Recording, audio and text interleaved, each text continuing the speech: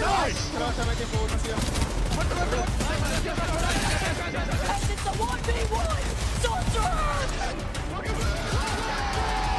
Shield swap isn't enough! Alliance!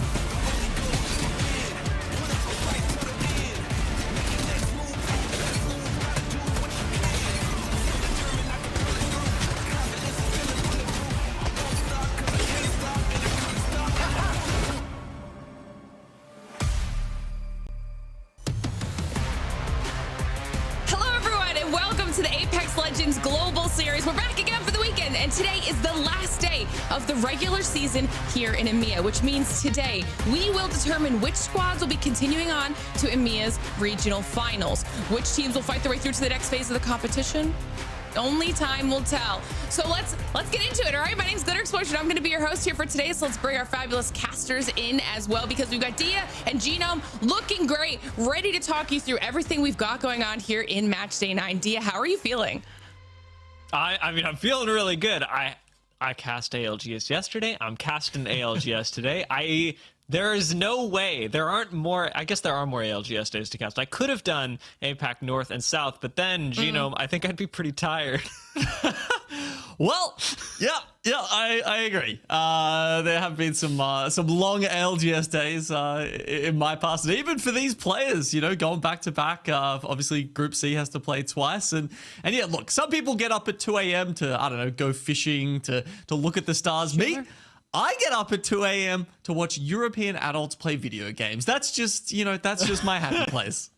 I think that sounds like a great happy place, in my opinion, Genome. So I'm glad that you're here with us doing exactly that. Now, we've got a lot to talk about here today. Before we get into all of our Match Day 9 stuff, for everybody at home, let's give a little bit of a recap what happened yesterday, because we are on another doubleheader weekend. We just had Match Day 8. Dia, you got to be there. So talk me through these first 3 matches.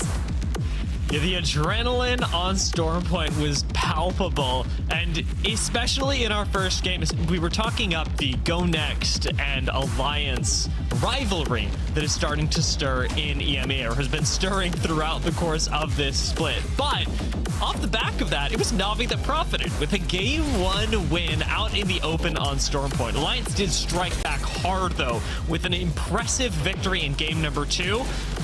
Chaining constantly these alter jump scares into each other to eventually find the match win in our second game on Stormpoint. Our third and final game on Stormpoint was once again held by Navi, as ultimately Trojan, or Tro07, however you would like to say it, ended up going to fight Alliance really early on and opened things up for Navi to swoop in and take a very nice, very clean victory. 2 out of 3 victories for Navi. It was a great start to the day. And then we move on to the last 3 games of the series, and in Game 4, it was Kashira who, with a new team, obviously Nasky has left to go join Trojan, and with Taxington and Tyler, managed to take out the dub in Game 4. When we're moving on to Game 5, it was, for me, it was a little bit of the story of GoNext, who picked up quite a few kills here as we got another one of those City Hall zones. And this has put GoNext in a position to potentially be challenging the behemoths of EMEA. Alliance, they've got a chance to take that #1 spot in Pro League. For On Dogs, they kind of did what they needed to and clutched up in that Game 6. 16 kills for them was a massive result to finish out on.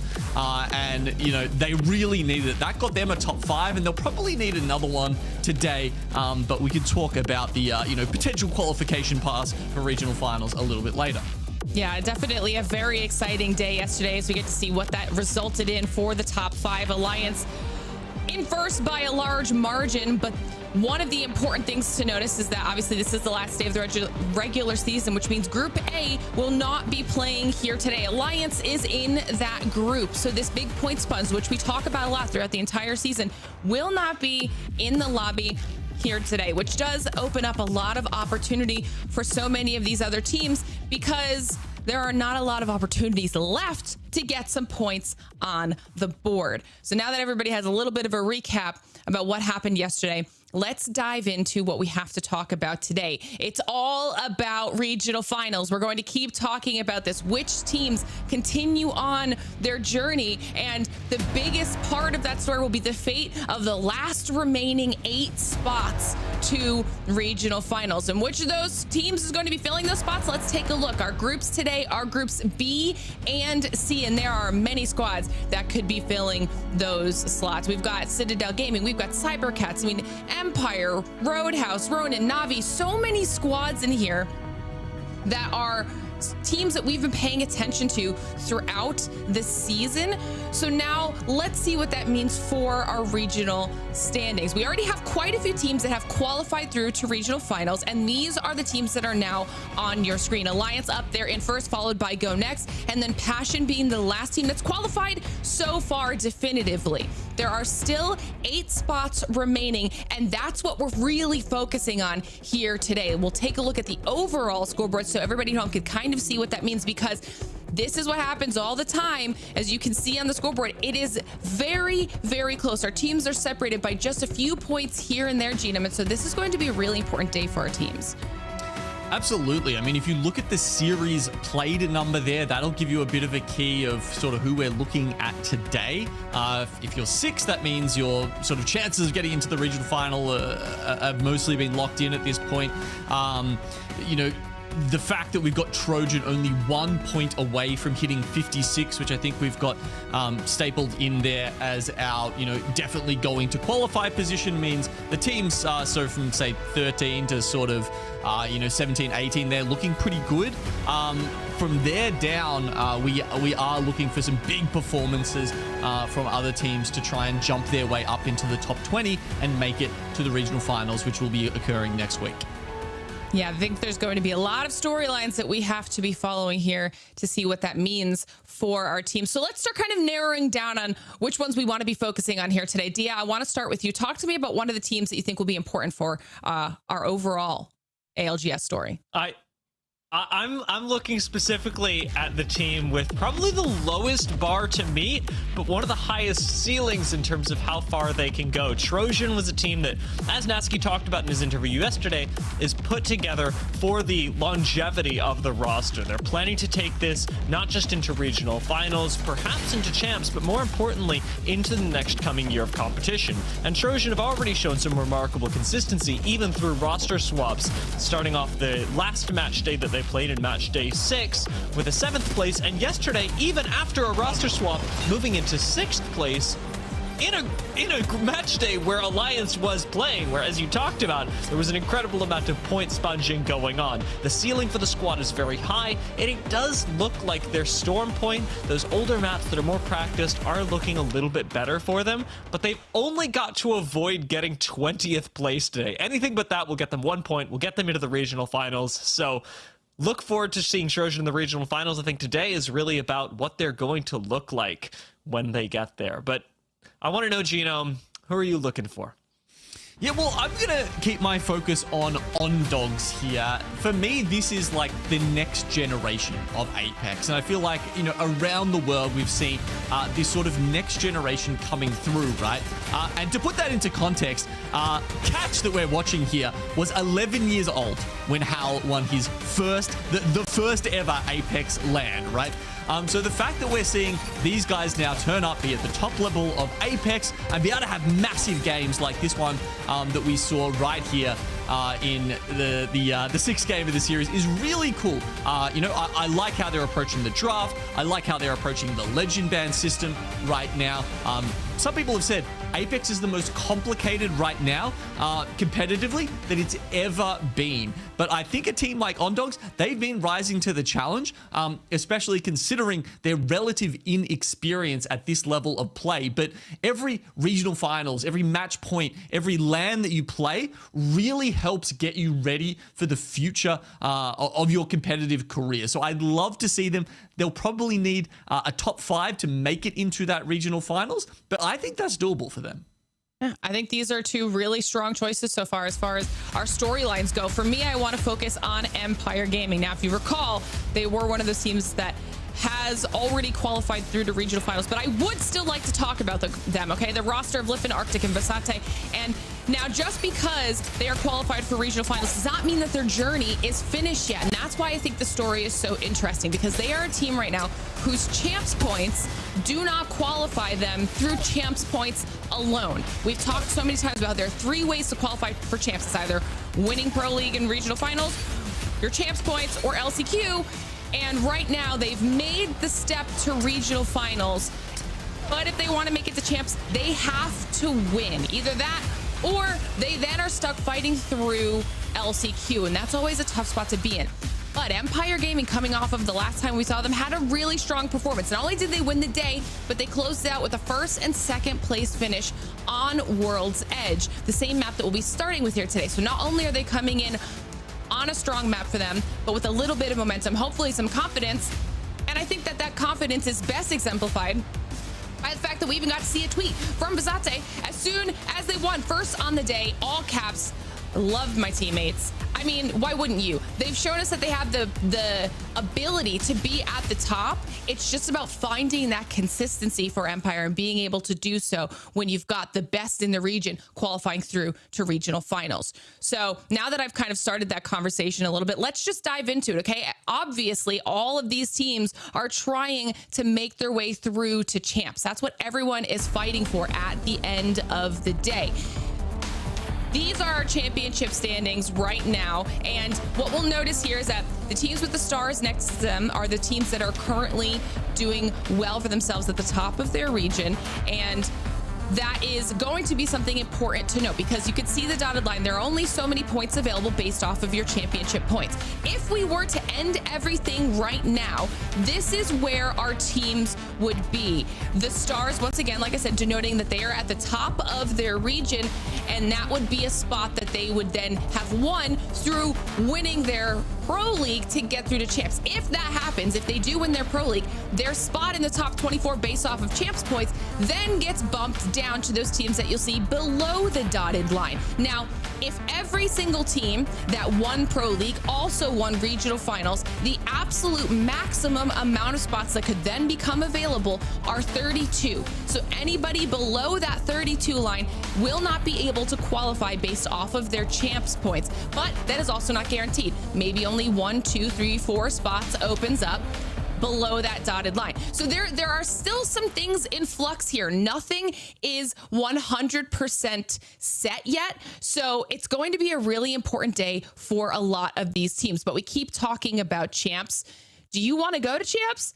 I sure hope you do, because ALGS is obviously coming back to Sapporo. We announced that already, but we wanted to give you a little bit more information on when you can get your tickets locked down for the big event. Ticket sales will be live next week on our ticketing partner site, Zyco, on October 11th at 1 a.m. PT, 4 a.m. ET, or 5 p.m. JST during our first regional finals of Split 2. So if you want to get up early and get your tickets, you can absolutely do that, or stay up late, depending what time zone you're in, okay? You can find more information as that day nears on our ALGS website's Year 5 Championships page. See all the latest information about champs here, from tickets to exciting news and updates, okay? I hope to see some of you there in Japan, because it was an absolutely life-changing experience last time around, and I know all of us are very excited to go back yet again. All right, now that we've kind of broken everything down here a little bit, let's start talking about our upcoming matches. We typically, save this for just you two. I wanted to join in here today before, though. So let's talk about our map schedule. I mentioned a little bit earlier, we've got World's Edge and Storm Point here today, the tried and true for our last day. And we're going to break this down here a little bit and what that can mean for some of the teams that we've been highlighting as far as the squads trying to make their way through to regional finals. For me specifically, I mentioned it when I talked about Empire. They did well on World's Edge, and the last time we saw them, that's how they closed out their series. 2 incredibly strong performances, coming straight back into World's Edge with a pretty favorable drop as well here, Dia. But we've also got some historical rings, and I know that you love doing a little bit of a deep dive, so talk to me about this.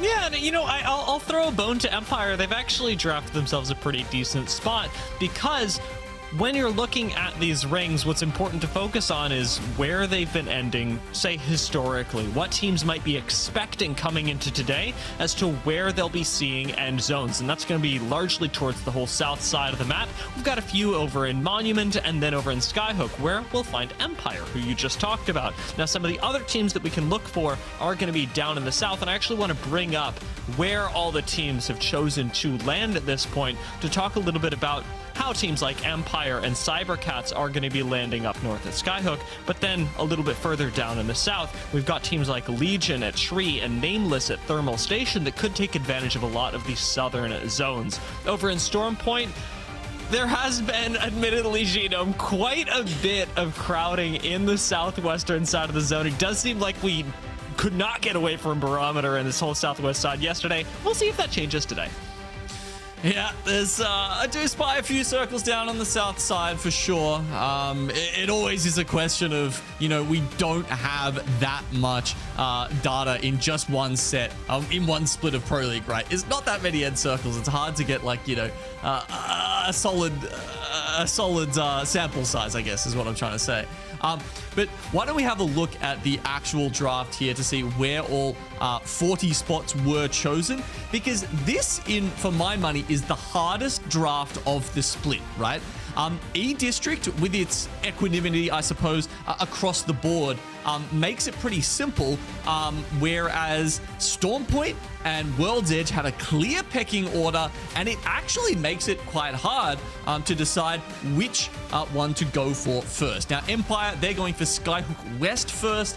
That is a fairly common choice because you do get such great loot there over at Trials, Insta Purple, often with a brick coming out of that, and so on and so forth. But you know, there's a time where you're just like, oh, do I need to switch over to Stormpoint now? Do I want to prioritize Trials? Do I want to prioritize you know, the Tridents over on Stormpoint? It's a hard choice, Glitter. It definitely is. It definitely is. And it's going to make today that much more exciting. Now we're about just a few seconds away from getting into our matches. So if you weren't able to make it here yesterday, or you won't be able to make it to region finals, or you just want to stay up to date with everything we've got going on, follow us on social media, whether that is X, YouTube, our new Insta and TikTok, all of which are Play Apex Esports, or our Twitch, which is, of course, Play Apex. As long as you're following along with us on there, you won't miss a single second of anything we've got going on.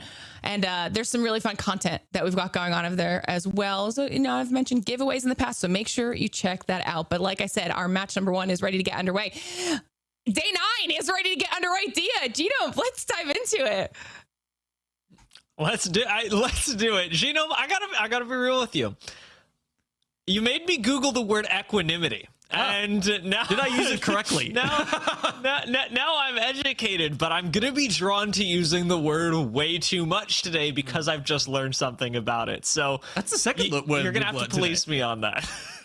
We had one of our producers bring up historicity before, and it yeah, there's just so many words with great mouthfeel. I feel like I'm at like a cellar right now, like tasting wines with how they're all just like rolling around in my mouth. Yeah, there's so many facets of language to experience, and to bring this back to the game, there's so many facets of this game you can experience, specifically on Face It Watch. As Glitter was just talking about, I would highly recommend Face It Watch. Even if you're not watching the POVs, having the map feed up does completely change the way that you're able to watch Apex Legends, and we're going to be talking about it a lot and bringing you that information if you're able to have it up for your own reference. It is absolutely fantastic. But enough of the dither, Genome. Let's start things off with game 1 on World's Edge. Alrighty then. Well, here's On Dogs, and you know, continuing some of that conversation I suppose we were having before about drop spots and whatnot. DR, I thought this was an interesting choice, right? They went for Survey Camp here. I believe it was like the 9th pick, somewhere around there. And obviously, it's not a super great POI, but they did it early enough that I think it did actually manage to force some other people away from Epicenter, so they got both of them to themselves. Anyway, we can forget about that for a second because we do have an early scuffle here, as we often see if teams do get clustered up here across both Monument and Fragment East, and that oftentimes will happen because a team hasn't picked Epicenter. The scuffle that we're seeing in Monument right now, absolutely caused by some pretty severe imbalance in the draft. The fact that Na'Vi ended up going Fragment and Test Region, the team currently in last place in the region, landed right next door to them, is going to cause some early scuffles because Na'Vi can play with such confidence. The awkward thing about this particular zone is that it also is going to force both teams to stay in the area. Test Region can't really leave, and Na'Vi essentially get 1.5 POIs to themselves since they get Fragment and half of Monument. I believe they've also got a ring console there. The Test Region hit moments ago. So with both squads knowing that we're going Frag Monument for the first and second zone, they're going to be stuck there for a while. Yep, with that zone heading straight to them. It's going to be harder and harder to get back up on their feet after having lost that early member. And it often happens, you know, that the way that the devs have essentially placed that ring console just makes it a little bit tempting for teams for Fragment to come across there or to shoot at the Monument teams who might be looking to get that early ring knowledge. I think it's one of the nice things that we've seen from both Evo Harvesters and some of the consoles and whatnot in recent times is forcing teams towards each other earlier in the match. This, however, was completely unforced. The fact that Roadhouse ends up clashing with that very same Test Region. Na'Vi still looking for a fight, but not wanting to get too involved with whatever shenanigans is happening on the low ground, knowing that they've got a power position for the late game, will stick up here, and with the Alter can choose to extend to take a few of these kills later on. Test Region still actually fighting with Roadhouse. This could wrap up at any minute. Right now, it appears the Test Region are winning the engagement slowly but surely, taking more and more of this building despite having lost Bazek. To see if they can get him back. Meanwhile, down at the Southern Chokes around Geyser, we've got Ronin, Legion Gaming, Citadel Gaming as well. Potentially looking for some late entrance into this mid-map situation that we're in. NVMI potentially could come to meet Legion Gaming a little bit later on. Nameless is sitting around Harvester as well, but yeah, most people have already made their way into one of the two central POIs, dear.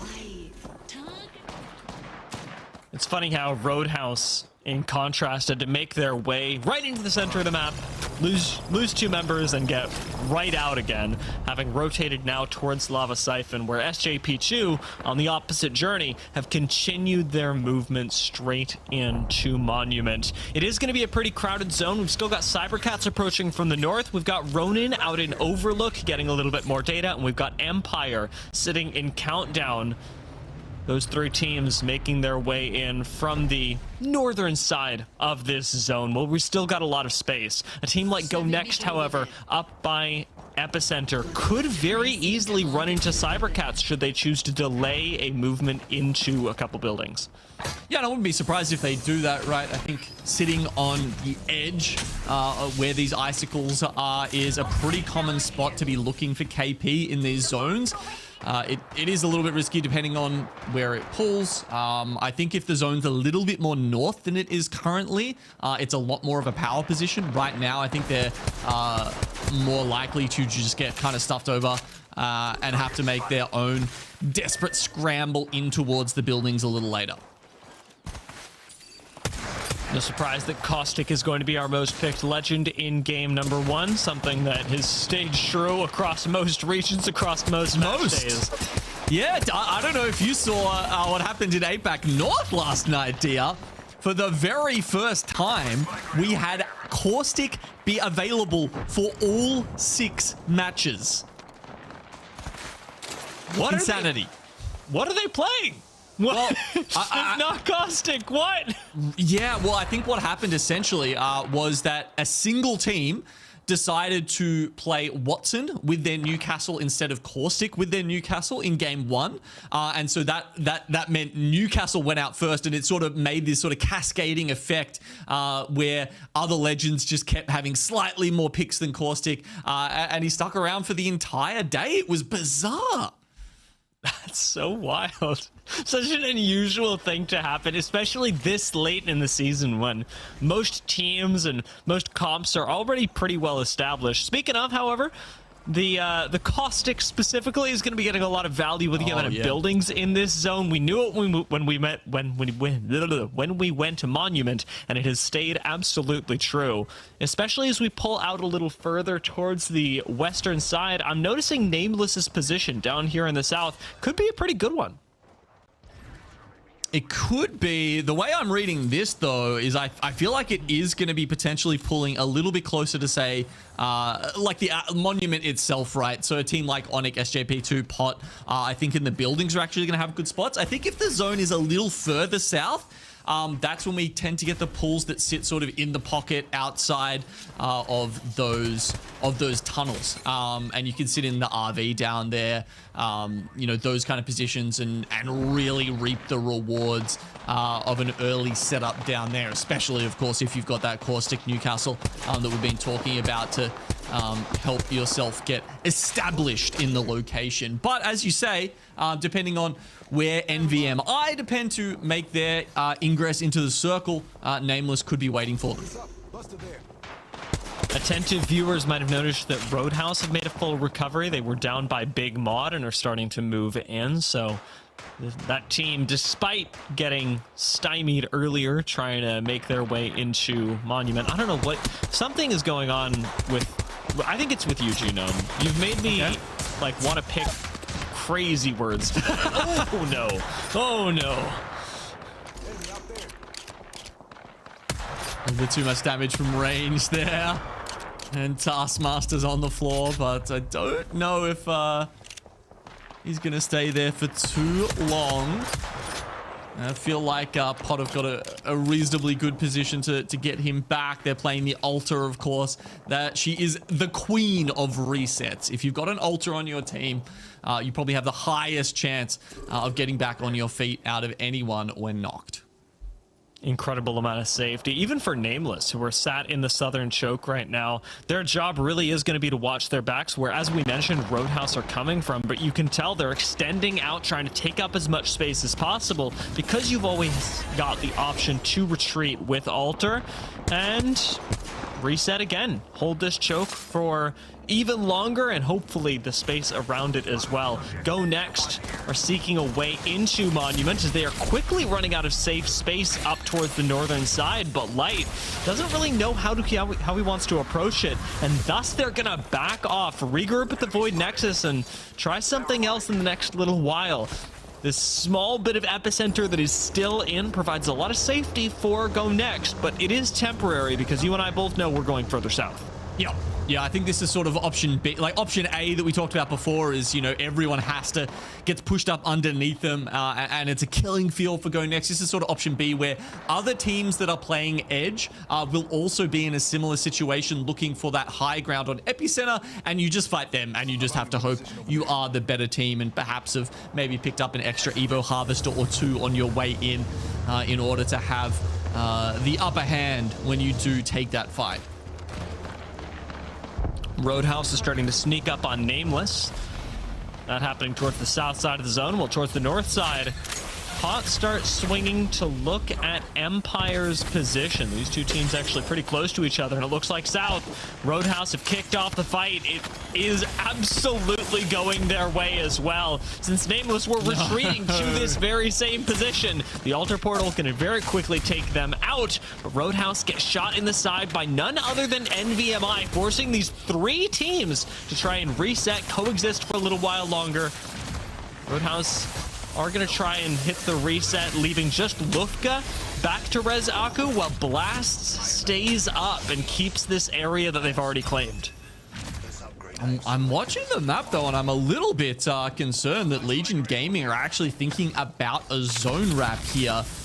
Maybe they're just watching their back. That's probably the more likely scenario here, but You can see the blue team on your bottom right down there. Now they're going back a bit further north. I guess they were worried about maybe someone else doing the same to them. So for now, they will be all attention forward. I really like a Nameless rotate right into the train cart. However, on height in Monument, that could get them pretty darn far. Difficult to push, difficult to siege. However, with fewer Watsons in the lobby than we'll see once Caustic is banned, you can also get naded out of that cart, something that Nameless will have to be very wary of. Ronin starting to move in behind Legion. Remember, we said Legion was holding their back. Legion are currently completely split up, and having lost one so quickly, it spells disaster for the roster that now needs to regroup and reset. Yeah, they were kind of watching their back. They weren't really watching their, like, northeast, though. And that's where Ronin have come through. Coming through from Ghost Town, they do get that initial knock, but, you know, as we've mentioned, Ultra's pretty good, so they do go back to the portal to try and get them up again, but I don't know if they're going to have time with the zone closing in on them now. Ronin might have completely usurped them. Got another fight brewing with Test Region, but this time it does not go their way. Awkward. VC go evict them from the single building they held in Monument. An unfortunate end for Test Region and for Legion Gaming, both squads that had arrived pretty early into the zone. Test Region, albeit faster than most could ever do. Ronin starting to make their move, have run up against Roadhouse, however, and there's very little space to coexist on this south side of the ring. Oh, these nades could be dangerous because NVMI are also looking from the west. If a single one of those gets a crack, a down, a knock, NVMI could decide to pull the trigger here and complete the pincer maneuver with Roadhouse in the middle of them and Ronin. Empire going to be taken down, 16 squads left, and NVMI get aggressive on Roadhouse. They've been a constant thorn in the side of this squad, even from the initial 3v3 up against Nameless. NVMI put a stop to all that and are constantly looking for kills on the more unaware Roadhouse members who are forced to focus on teams like Ronin. We've got a quick move being made towards this south side as Ronin do look for a reset. Moby, I think, just a little bit out of range, but I'm watching the top side of my screen, seeing if they can find a res. Roadhouse have found a little bit of safety on the low ground, and Ronin indeed do find a res.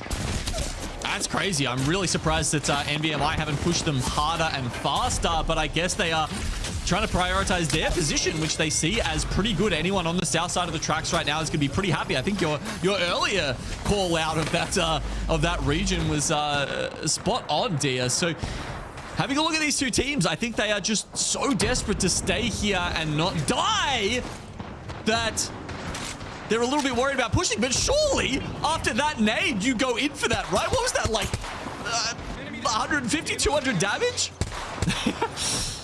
It's definitely been enough to push Ronin onto the low ground. And for NVMI, that's basically a win. You may not have taken out the team, but with finding a kill and the space that NVMI now have, the only team to be on these train tracks, it should be securing them. And I say should, at least a top 3. NVMI's issues, though, having been solved, are a sharp contrast to cybercats, who seem to have more and more problems. They've lost a member, they've still got to move, they have no cover, and now they have no Newcastle to make it. Oh man, yeah, it's been a very slow approach into the zone from cybercats, and eventually they will bleed out and just take the 3 points with them. Look, it's not nothing, but it was certainly tough from where they hail up in Skyhook East.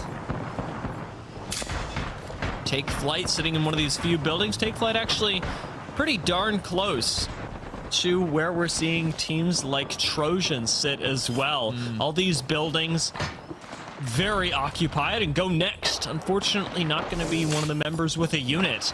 Taken down means that Take Flyte, Citadel Gaming, Na'Vi all sit inside of this building and all have to move south into the likes of VC Go, Trojan, and ONIC. yeah, this split has been fantastic for giving us fascinating rings, and I think we're getting another one here. Streamer building, you just rarely see it this occupied this late into the game, and I think up until the last circle, teams were still unsure where this ring were going, and they were kind of just hedging their bets. Now, it's been a clear shift down to the south, and NVMI and Ronin still are sort of occupying those spots, with everyone else really just playing to stay alive here.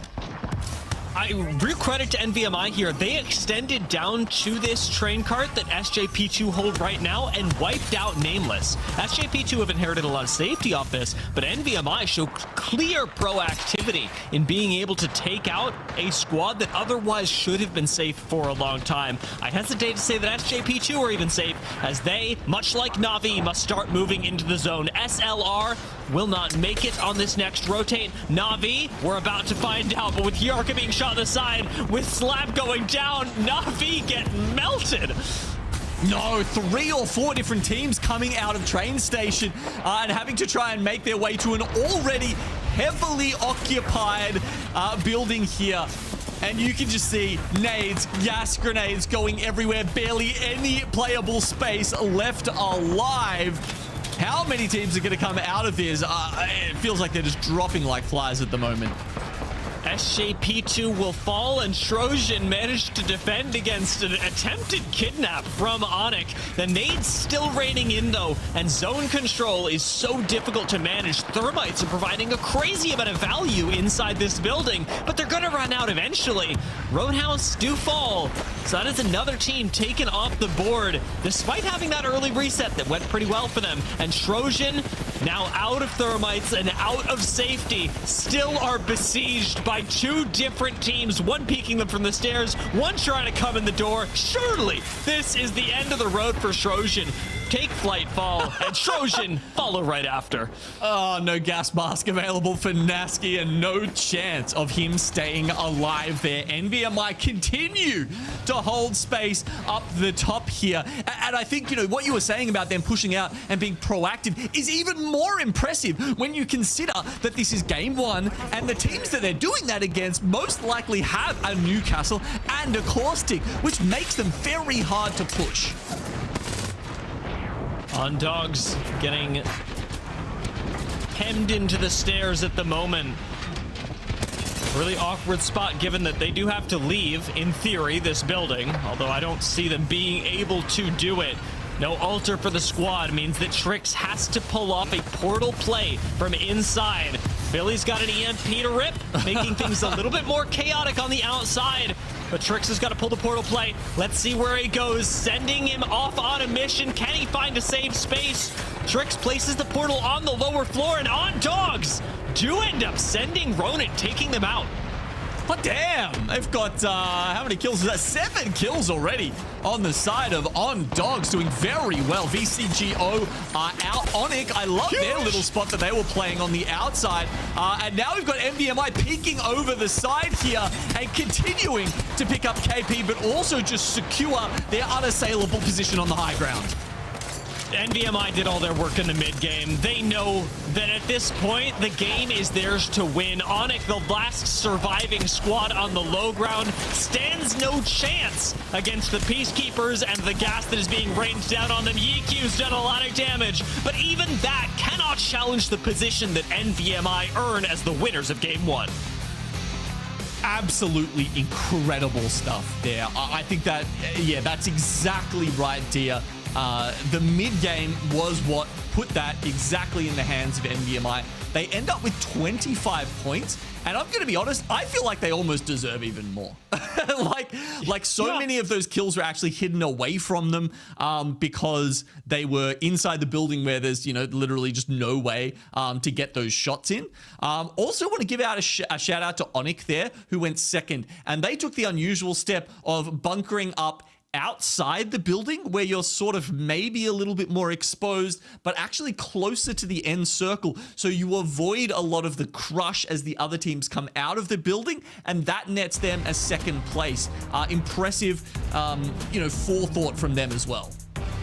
ONIC were able to collect quite a few kills by playing outside, being one of our few squads not to run the caustic, but instead to opt into the rampart for game number 1. The amped cover and Sheila gave them the option to clean up basically the entirety of Na'Vi as they tried to rotate in, and that's to say nothing of Take Flight that came before them. Like you said, the 25 points from NVMI is really impressive, and we've got to give love to On Dogs, who had a crazy Wraith portal. And I say crazy because it took them from inside the building, which was doomed, to inside the building, which was doomed, but it was a play for KP, something that On Dogs really focused on and did well to get themselves into a 3rd place with plenty of points, and that is only game 1. Your team focus doing well. We've got some crazy plays out of NVMI, great mid game, and so much more to look forward to as we prep for game 2 after the short break.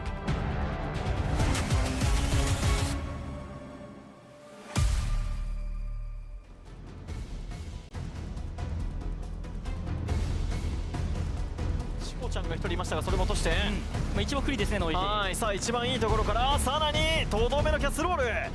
これで自分たち安全に周りを打ち制圧できるが、さあドスコイが全滅、ノイジーが残って、この欲しい最終局面、リージョンファイナルからの世界へ。さあ絞り出すようにエリアが迫ってくる。さあ唯一ジブラルタル持ってるリドロードは外に出た。ただタイダがダウン。残ったモーモンですが、リドロードは3位。さあキャットジャム対ブラックシープ、キャットジャムが仕掛けて、エンターフォース36が全滅。ここはミーティアが耐え抜きました。ただ状況は厳しそう。そうですね、その間にホワイトグリムリーパーとリアライズアービスもファイトしてますね。はい、ダウンしていないのはホワイトグリムリーパー。リアライズアービスを倒して、そしてミーティアノバを倒しきって、最後はホワイトグリムリーパー。さあ最後はキャットジャムが飛んでくる。3v3 ですね。今日2度目なるか。さあ先に取ったのシラップ、ハンドが落ちて、ここはしっかり溜め込んでキャットジャム、今日2度目のチャンピオンになりました。そうですね、蘇生タイダメルトステラ。さあこれはキルリーダーピノタとの3対1なんですが、これ蘇生が通って、さあ戻ってきて、さああるのが、いやーこれはさすがに2人できた。タイダがピースキーパーで落としている。さあリドル取れるのか、1人になった。リドルオーダー最後は。ただこうなるともう 3v3 なので、ポジション的にはブラックシープがハイグラウンド取れて有利ですね。ただリアライズの初のチャンピオンかかるシズがちょっと顔を出したところ、痛いダメージもらいました。2人削られてるので、これ一気に攻めてきますね。はい、さあリアライズ1人失ってインキャも落ちる。3対1。ブラックシープ今日絶好調。最後チャンピオンで締めくく。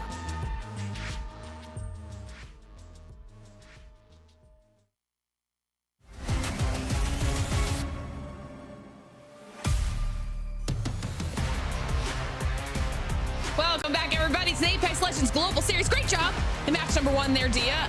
That was a very exciting way to kind of kick things off. We knew match day 9 was going to be a good one, but congratulations to NVMI for claiming the win right out the gate. It is that kind of gameplay from NVMI and from any team, but in this game from NVMI, that really makes me go, man, I love Apex Legends. The macro gameplay that set them up for success into a great end game finish as Kazakh landed a nasty stinger bolt to clear out a couple of teams.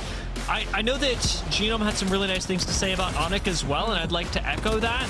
This is a really creative approach to the game, especially in a meta that is dominated by Caustic. We addressed it in the mid game. The fact that game 1, they are running Rampart and making her work by playing in the open space with still just enough cover provided by Newcastle is such a fantastic way to solve the problems of, say, low KP that you might otherwise encounter on World's Edge. Yeah, I think they also, you know, set themselves up for a little bit more consistency there, being able to then continue with their Rampart into match number 2. Now that Caustic is out of the discussion as he was banned after match number 1. So it'll be interesting to see what we get this time around in terms of the next ring, how that affects what we get out of our squads, and just, you know, what we get. Do we get a snowball now out of some of those teams that ended up in the top? Because before ONIC, it was Ondogs that went out in 3rd, and that was one of the teams that Genome had talked about at the top of show as a team that he wanted to focus on. So I think that, you know, so far our storylines are looking up, and match number 2 is going to continue to tell us a little bit more about how the day is going to go. But one thing that I do also want to really kind of nail this point down is the fact that we've gotten to the point in the season now where every single game counts. Sometimes we allow a little bit of lenience to our squads for, you know, maybe taking a match or 2 to warm up. There is no more time to warm up. This is the last opportunity for these bubble teams to be getting points on the board. So every single match and every point within those matches matters towards their overall performance, Dia. It really does. In fact, I was thinking about the points as you were saying that, thinking about Ondogs and the fact that they won yesterday. They did pretty well today. What placement would actually be required? If we're saying that 56 points is the cutoff for the regional finals, 25 points gets, so they need to get 2nd place in the match day today, which would give them 21 points on top of the 35 that they have, which would get them 56, which would lock them for regional finals. That's a scary proposition. I know that was a lot of math, guys. That was impressive. The thing is that 2nd place is what Ondogs need today. Nothing less than 2nd place guarantees them regional finals, albeit it is possible depending on the performance of other teams. I am 100% relying on that as fact. So good job. That's just true. That's just impressive is what it is. Yeah. Great job. My math teachers would be upset at me for not showing my work, but no, it did happen. I promise. And if you do the work at home and it's different, no, you didn't. We don't need you to show your work because for now, that's what we're working with here. And it is though, but that just illustrates just how important it is for these teams to be doing well. And I hate talking about it so much because we say it all the time, but then it just continues to happen, whether it's a match day or a LAN. We watch hearts be broken based off of 1 point, which is 1 kill, 1 indecisive moment, 1, you know, woulda, coulda, shoulda. And it really does matter from the very beginning of today if these teams want to continue on to regional finals, especially if their champs points aren't where they need to be and they want to be on that international stage. That's what today is really all about at the end of it all. As we dive into match number 2, jumping on board with NVMI. They're going to be nice and confident now after that win, but we'll get to see if this ring is going to give them a little bit more information on where they're going to need to be running here.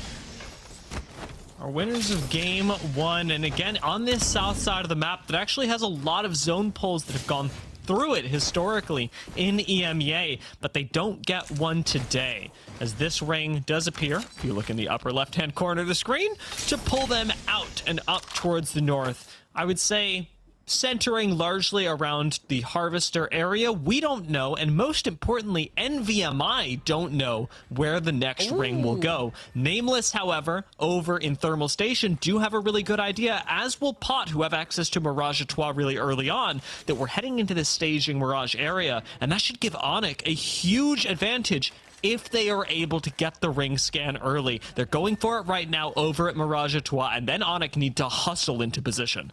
This will be big for ONIC too, considering that they were just able to solidify a 2nd place finish there. So a lot of those teams, and you can kind of see on the map before we went off that they're moving in very quickly. Meanwhile, Navi has already found themselves a potential for some poke damage here. They're going to go for the chase and see if they can maybe hunt down VCGO through that Vault Hunter towards Geyser. Will they be this aggressive, or are they going to back off here? They do all have white shields, so it's not the safest time. ULTRAMARINES to get EMP ready, sets Navi up for a good fight. It'll literally take the whole shields off of anyone.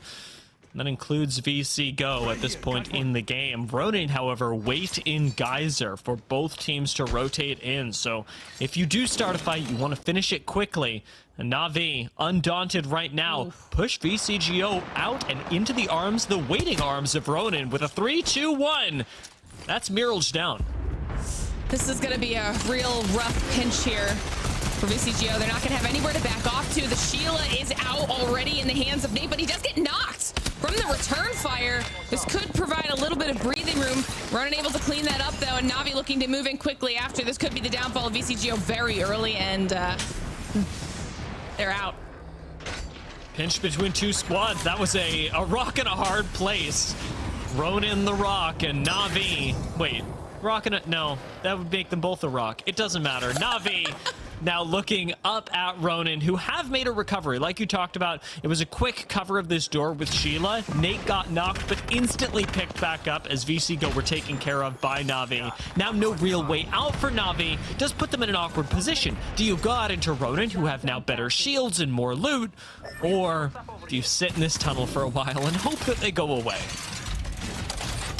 Ronin look like they are preparing for another fight if they absolutely need to, and like you said, they know they've got a little bit of an advantage now having gotten the additional loot, but nothing needs to be forced right now between these two squads, and we're going to find a little bit of a lull as both squads are reassessing. Na'Vi potentially 100% backing off and just deciding to make a little bit of a safer rotation, at least into the next ring, where they can figure out their next move. Meanwhile, we could take a little bit... Oh, go ahead. The words I was looking for earlier have come to me. It was unstoppable force and immovable object. Yes. Na'Vi, the unstoppable force. Ronin, the immovable object. And actually, I guess we find out what happens, right? Na'Vi, leave the immovable object alone. Ronin get Geyser. Na'Vi keep moving into zone. And as you were alluding to, there are a couple of other teams that have started making their way into zone. Trojan being a big one, sat in what I'd argue is a very good position given the second ring pull we saw. Yeah, we're getting to see who was able to claim some of that space over on Mirage as well. Pot did back off of it just a little bit. We've got ONIC over there, test region, SLR. Pot just wanted to... I wasn't sure if Pot was going to force ONIC off of it. They decided to hold their ground, so they've not forced that fight. But they also have set themselves up well with that high ground and all of those squads around them. They will have those sight lines. Nameless down to a duo right now. Guts low on that health as well, so they've needed to find a little bit of sanctuary here just for a second to get themselves reset. Really awkward for Nameless as well, given that they land thermal and had ring console scan to get enough information on where this ring was going, but still got out-positioned by Legion in front of them. I want to make a quick note as well that because we saw Pot still on Mirage Etoile, that means ONIC never got a ring console scan from Mirage Etoile. It'll leave them in an awkward position later on because ONIC now just don't really have access to any information, as opposed to, say, a team like Na'Vi, who rotating in from the side and actually up against Ronin again right now, will have access not just to fights, but hopefully to some consoles.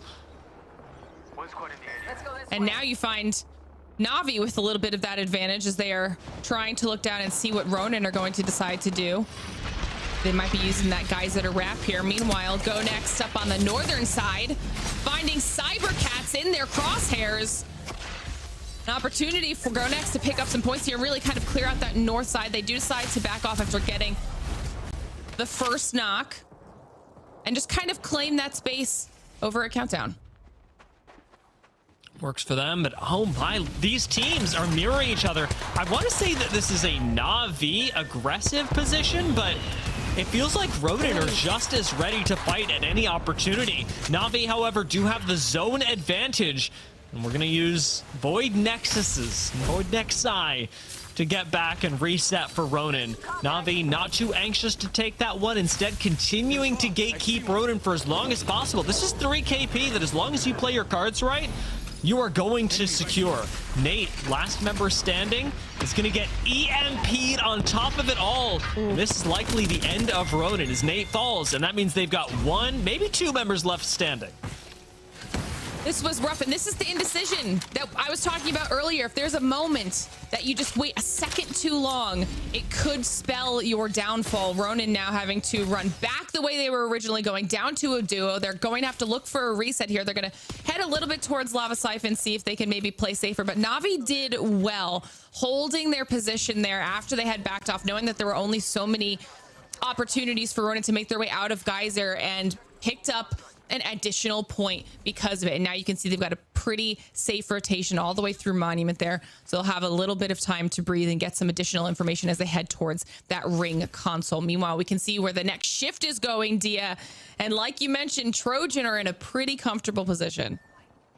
Yeah, I really like what I'm seeing from Trojan. Take Flyte as well on high ground is going to be in a fantastic spot since they've got the Dorito building that is notoriously hard to besiege. Nameless approach from the south, and I want to really quickly touch on Ronin and what their path to recovery looks like. There is a crafter over at Tree. There's another one over at Harvester. One of these two areas should have Ronin rotating through it, simply to get back up to a full 3. Jumping on board right with ONIC, who is down to a duo, but are still picking up a little bit of KP here. They will need to still recover that banner if they would like to get back up to a 3, but they've got a little bit of high ground to be working with for now, and not really a whole lot of opportunities, so could be playing for just a little bit of a kill heavy game today if they can manage it. Ronin finally get that respawn. Good for them. This was over at Tree, and so having the whole squad back in the game is going to put them in a much better position. Cybercats, meanwhile, don't really have to move, are playing more defensive inside of this card. Up against GoNext. I wouldn't really rest easy. GoNext have played a quieter game today, but I'm not sure if they're itching to extend or not, especially given that you are on the outside of the ring. Na'Vi, a team that may be going up against GoNext in the near future, but even that could be avoided should they wish. Well, you're talking about them, so let's jump into a quick listen in with Na'Vi as they kind of weigh their options in where their next move is going to be. Safe. Can I pop an evac here? I can. Let's stay here. Be careful, evac. Stay here and don't do shit for the love of God, or stop shooting your gun every time. Just stay. Evac. It's fine. We need them to win each other. Let the team forget about us. Someone west. Wait. I will call when it is. Chill, please. Yep. The team is scouting us, the crypto team. They know about us. It's not this team. They know where it is. I think actually it is. But these guys don't know about us. And anyways, if we need, later we just need to smoke here, slide down, and then we can approach them anyways. Later. Because there's a team here, but there's a team only in main building, you know? Minutes later to this rock. Mapping. These guys are getting shot. It's 2 teams. They are moving up. This guy is already moving up fast as fuck. They need to fight each other. Can you confirm this rock here, the one on Laura? It's just like we talked about, a very avoidable fight for Na'Vi. They aren't engaging with anything yet. They aren't trying to move past GoNext. They are waiting for GoNext and Cybercats, maybe even Empire, to take an engagement, knowing that that is their opportunity. We talked about this a little bit yesterday during match day 8, Litter, but in Apex, taking a fair fight is often a waste of time. You'd much rather wait for 2 teams to be distracted and then jump on top of them. Absolutely. That is the name of the game, is it not? And that might be the moment that Na'Vi seems to have possibly found now, as we see they've moved in and are finally starting to take some shots. Cybercats finding themselves in a tough spot between GoNext and Na'Vi. Slab does go down, but they should be able to stick this res. No, just not barely able to get it there right off the corner of that bin. So that's going to sting a little bit and force Na'Vi to try and maybe sneak their way in a little bit more safely now. Tough timing, especially with the ring closing, but Cybercats have it even rougher. Falling now to a majority of GoNext, actually. Not a whole lot of those kills were picked up by Na'Vi, who expose their fangs and don't really get anything for it. Hiarka even in trouble. dancing inside some smoke right now, but GoNext have plenty of time to look down at this and try and collect some kills on Na'Vi now. These teams can just not escape each other. Na'Vi trying to hide behind these bins in just a little corner of safety, trying to get the bat off, able to do so using that knockdown shield. But this is not going to be an easy fight. You can see GoNext having to back off a little bit as they were exposing themselves for just a tad too long and did take a few shots that could give Na'Vi maybe enough time to get that res as well. But that's not a great place to be playing out of here. Did you notice that GoNext are in the building? Yeah. GoNext are in the building right next to Na'Vi. You remember who was there is Trojan, and Trojan have not died, meaning that they have relocated into what is presumably a better spot for end zone. Na'Vi somehow pulling off the res right now with the crypto drone. But I'm taking a look, check it out, up on the bridge on the right-hand side, it's Trojan who are sitting on top, up on high ground. Ooh. And we've got jumping back in with ONIC as well, who were a duo. I said they didn't have a lot of opportunity for res, but they were able to find it eventually. They are back up to a trio. Na'Vi eventually does go down in this area with GoNext. They didn't really have a lot of safe space to rotate out of once they made it away from that little corner, so that was expected. But Ronin is down on the south side fighting with Nameless, hoping that Sheila can do some more damage in the hands of Nate. She does exactly that, but then Nate goes down and they're eliminated by Nameless, who are able to hold that south side. Thank God Nameless were able to pull this together, especially after their earlier clash with Legion, who are now looking to take advantage of a scuffle that they just heard happening between Ronin and Nameless. See if they can find a few picks here, because Legion, down one, need every point they can get, and they'll find it. That is an unrecoverable, doesn't even hit the ground before being turned into a box. Oh, great shots. Great shots there out of Legion. This is going to be some good KP for them as well. They will be able to continue rotating tight around this mountain, but Nameless has moved ahead of them. And now they're going to be finding themselves fighting here in this choke, potentially drawing the attention of Roadhouse and Citadel in the area as well. Again, only a duo, so they do not have a whole lot of room, maneuverability, or even health, as Guts does dip into the zone real quickly and ultimately gets taken down. We'll see how long the squad is able to last, as every placement point would matter for them, but Nameless go down in 12th. Legion out shortly after, and here is a look onto Trojan. Not only that, but they were able to get the mythic that was here on the bridge. So now you've got Kraber in the hands of Nasky. They've set themselves up so well for success right now, but Test Region, Empire Gaming are all moving in from the northern side. As Roadhouse recover, I think they're going to be able to pull off this res. Their focus has to be on how on earth they clamber up to this high ground that Take Flight still hold. This Dorito building has been so good.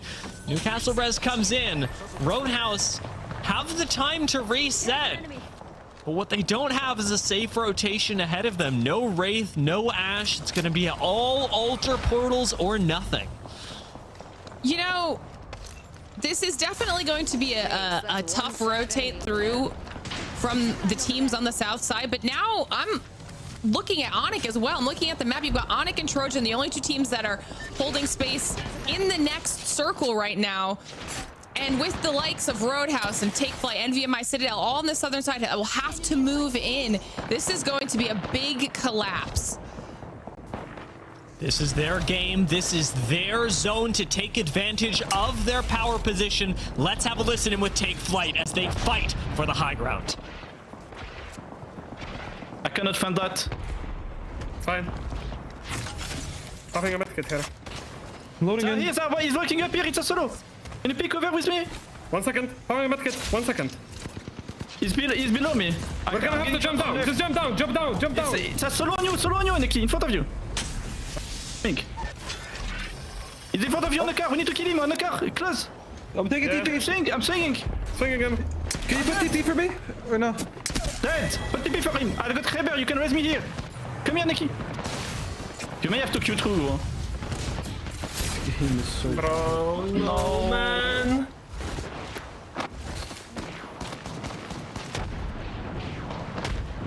that was a very, very tough moment there for Take Flight. You could see that they knew who they needed to clear out. That was NVMI, and they were able to do exactly that, but they do go down. ONIC still owning that space. Meanwhile, Empire Gaming have moved in from the north. They're moved into where Trojan was with Roadhouse alongside them, and this is where everything is popping off. Roadhouse go down, Empire follow shortly after, and Trojan continue to be dominant on those tracks.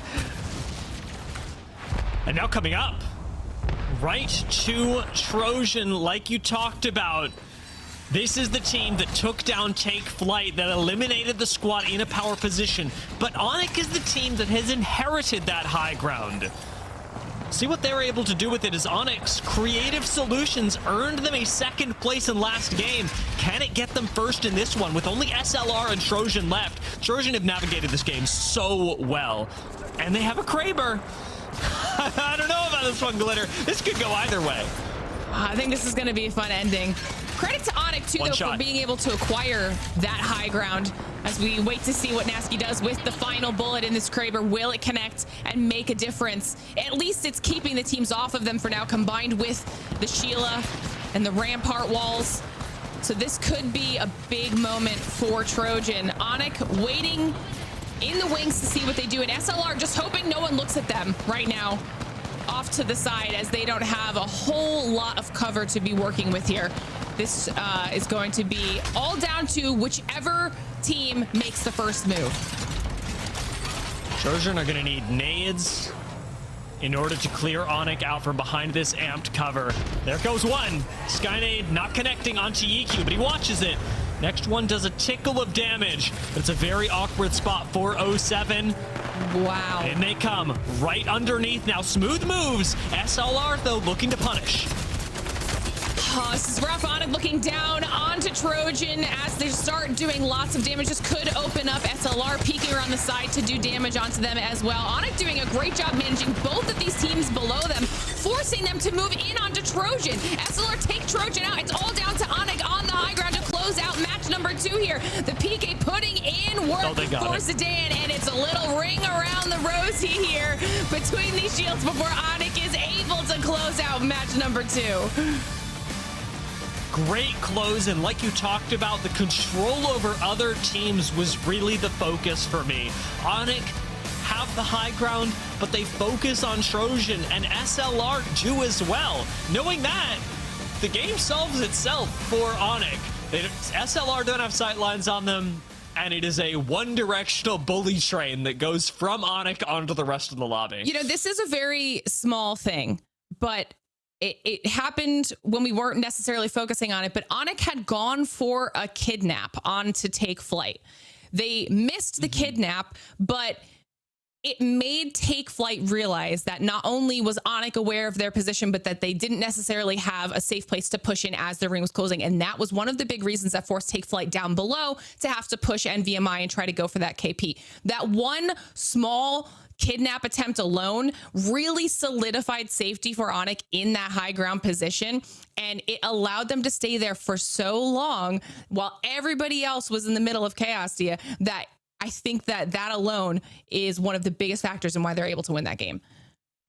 You're so right about that, because Take Flight's decision to go down to the low ground is what opened things up for 07 and for our top performers of this lobby. I mean, fantastically done by Nasky in this game. 8 kills with the position that could have been very passive from Trojan. That could have been them sitting on the low ground in countdown until they were forced out of the building and into the jaws of everyone else. But they were proactive, like you highlighted earlier on. They went for Mythic Crate, like, as soon as it spawned on the bridge, and were willing to play the open ground, move from inside a safe building to inside a risky cart, and earn themselves what is ultimately a 3rd place with plenty of KP. That KP, however, matched by ONIC, who, despite getting a little bit stuck around Mirage Etoile, played a fantastic macro game, and again have the consistency of composition that you highlighted coming into this game. And honestly, shout out to Trojan as well, because they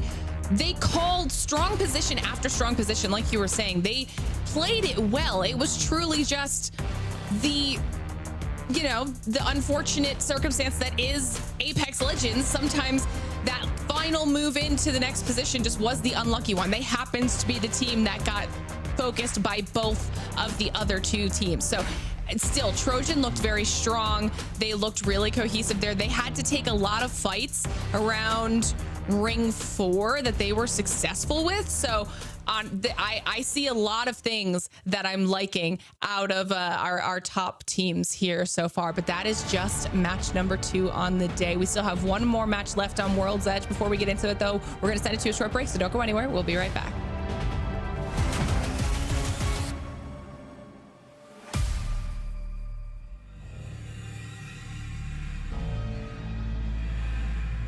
そして前にはこの贈呈打ち放題。もうエーペックス史上一番楽しい瞬間。一番楽しい。もうキルのビュッフェ状態になっている。あ、もう EMP まで入れちゃう。EMP 入れちゃう。なんでもあり。さあ溶岩で這いつくばってるところも、そして降りていくかき氷。最後は装填。結果的にはもう3対3対1というこの状態です。はい。ティアイのクロタが残っている。気づかないんじゃないですかね、このシチュエーション。あ、気づいた。後ろよく気づいたクロム。さあトリニティですがルリー落ちる。これでフィンキー1人になって最後はノーアマルトミー。さあネメネ失っているがイジェクトも塀から逃げ出すことができた。いい力クレバー。さあ分からないぞ。想定が全滅している。いや4スクミン誰も落ちない。さあレジェクトもさあポテタンがこれ全滅。イジェクトはまだ1人残っている。アルファがいるがこれ全滅。さあフナティック取れるのか。いや最後はリアライズモモでした。あ、いいですね。両方いい感じで。そうですね。削れてピンキー落ちた。さあトリニティが先に全滅。そうするとあとはフナティック。ちょっと心配もありましたが久しぶりのチャンピオン近づいてくる。最後はグラップリングフックから仕留め切りましたフナティック。さあリロールオーダー。今日は先ほどの6試合でチャンピオンを取っている。さあこれは3人残っている。リドールが踊る。メルドステラのハンカー。さあこれがリドルが受け継いできた DNA で今日2度目のチャンピオンとなりました。この対面ニューキャッスル。さあこれは距離があるがグレネードも怖いぞ。最後はグレネードでとどめ。フナティックはここで砕け散りました。チャンピオンフィニッシュとはならない。さあ最後はスターゲイザー。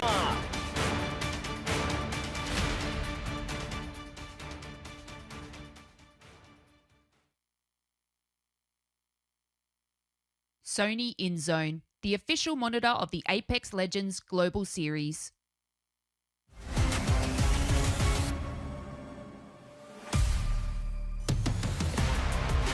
Welcome back to EMEA ALGS Match Day number 9, the final match day before regional finals. And Genome, the competition is dialed it up to 11, with ONIC finding the win in match 2. ONIC, who have had 2 back-to-back pretty darn good games. The first one may not have resulted in a victory, but they still saw the final circle twice. Yeah, I've been very impressed with how they have played. They've picked their spots exceptionally well. Even this time, I think, from what I remember looking at the map screen while I was off cast there, they were sort of playing behind where the Dorito building was, or like they were really hugging the mountain and letting the zone kind of come to them. And they, yeah, obviously it enabled them to use this high ground to great advantage, as we see having the oversight with the Sheila. They've been so comfortable with the Rampart specifically in these early matches. We highlighted it in game 1 where Caustic is the more typical choice for a lot of our squads when you're looking for a controller legend. But in game 1 and obviously game 2, they chose to stick with the Rampart that they are using so well with EQ to control space. Ultimately, that space control turns into a lot of additional resources for them, as they had so many grenades in approaching this final fight, that using that utility to evict Trojan without ever really needing to fire their guns was the biggest boon. Yeah, I'm not sure that they went through due process to evict him from that spot, but apparently, I don't know, grenades are just good for that, huh? It was a really well done, honestly, by ONIC there, and yeah, now we see them at the top of the leaderboard. 38 points after 2 games is obviously a very solid result. I guess the question is, where do we go from now, right? Because we have Caustic banned. Sure, you can put a Watson in there. Something else, sure. But now that we've had Caustic and Newcastle banned, the bunker composition starts to fall apart a little bit. Do you want to play Gibraltar Rampart? Like, you can. That does allow you to set up in situations sometimes, but it's definitely nowhere near as versatile as what we saw with Newcastle. Yeah, I'd imagine that at least Rampart is sticking around. Like you talked about, it's a matter of like what you pair with it, but EQ has been leading the lobby so far. ONIC have been looking really good, and over the course of 2 games alone, EQ's got 3.4k damage, which is fantastic. 76% kill participation for the team, and is of course leading the lobby in kills, tied with Nasky, interestingly enough. So ONIC and Trojan have at least that much in common. As of right now, the kills that have kept them going have gotten them a really far distance, especially when we consider game 1, the fact that it was second place with a lot of kills that kept them in the lead. Now, however, that lead is starting to expand as they take the win in our second game and have 7 points over NVMI, the squad in second place. Yeah, now look, ONIC, very much qualified for both LAN and the regional finals at this point, but not everyone is right now, Dia. So what we've got here is if it ended with the results as they are right now, this was who would be qualifying for regional finals. This is our top 20, and as you can see, it is so close, right? Now, Killer Whales, they have already played a full series, okay? So they are on 50 points, and it feels like they're going to be sort of the barometer by which teams go up and down and maybe sort of squeak into our top 20 here. OnDogs right now have just done enough to get there, but there's teams below them like VCGO, who are currently on 48 points. All they would need to do is move up into their 13th right now. If they were 9th or higher, all of a sudden they'd push one of these other teams out. But as you can see, it really is all those teams on the bubble. So not Cybercats, Pot, SJP2, OnDogs, and VCGO. Those are sort of the 4 teams that are playing and will probably move around and maybe be able to kick Killer Whales out. Maybe Killer Whales just sneak through into our regional finals next week. I mean, especially because the graphic that we just showed was based on their positioning right now. Yes. Say Trojan, yes. They could end a little bit higher, but they could also end significantly lower. Like we said, Trojan realistically are qualifying for regional finals. The same thing can be said of that on the bubble team, like you talked about, teams like OnDogs, where they're positioning right now in 5th place overall at the moment. We've played 2 games. They're 5th place over the course of those 2 games. Yep.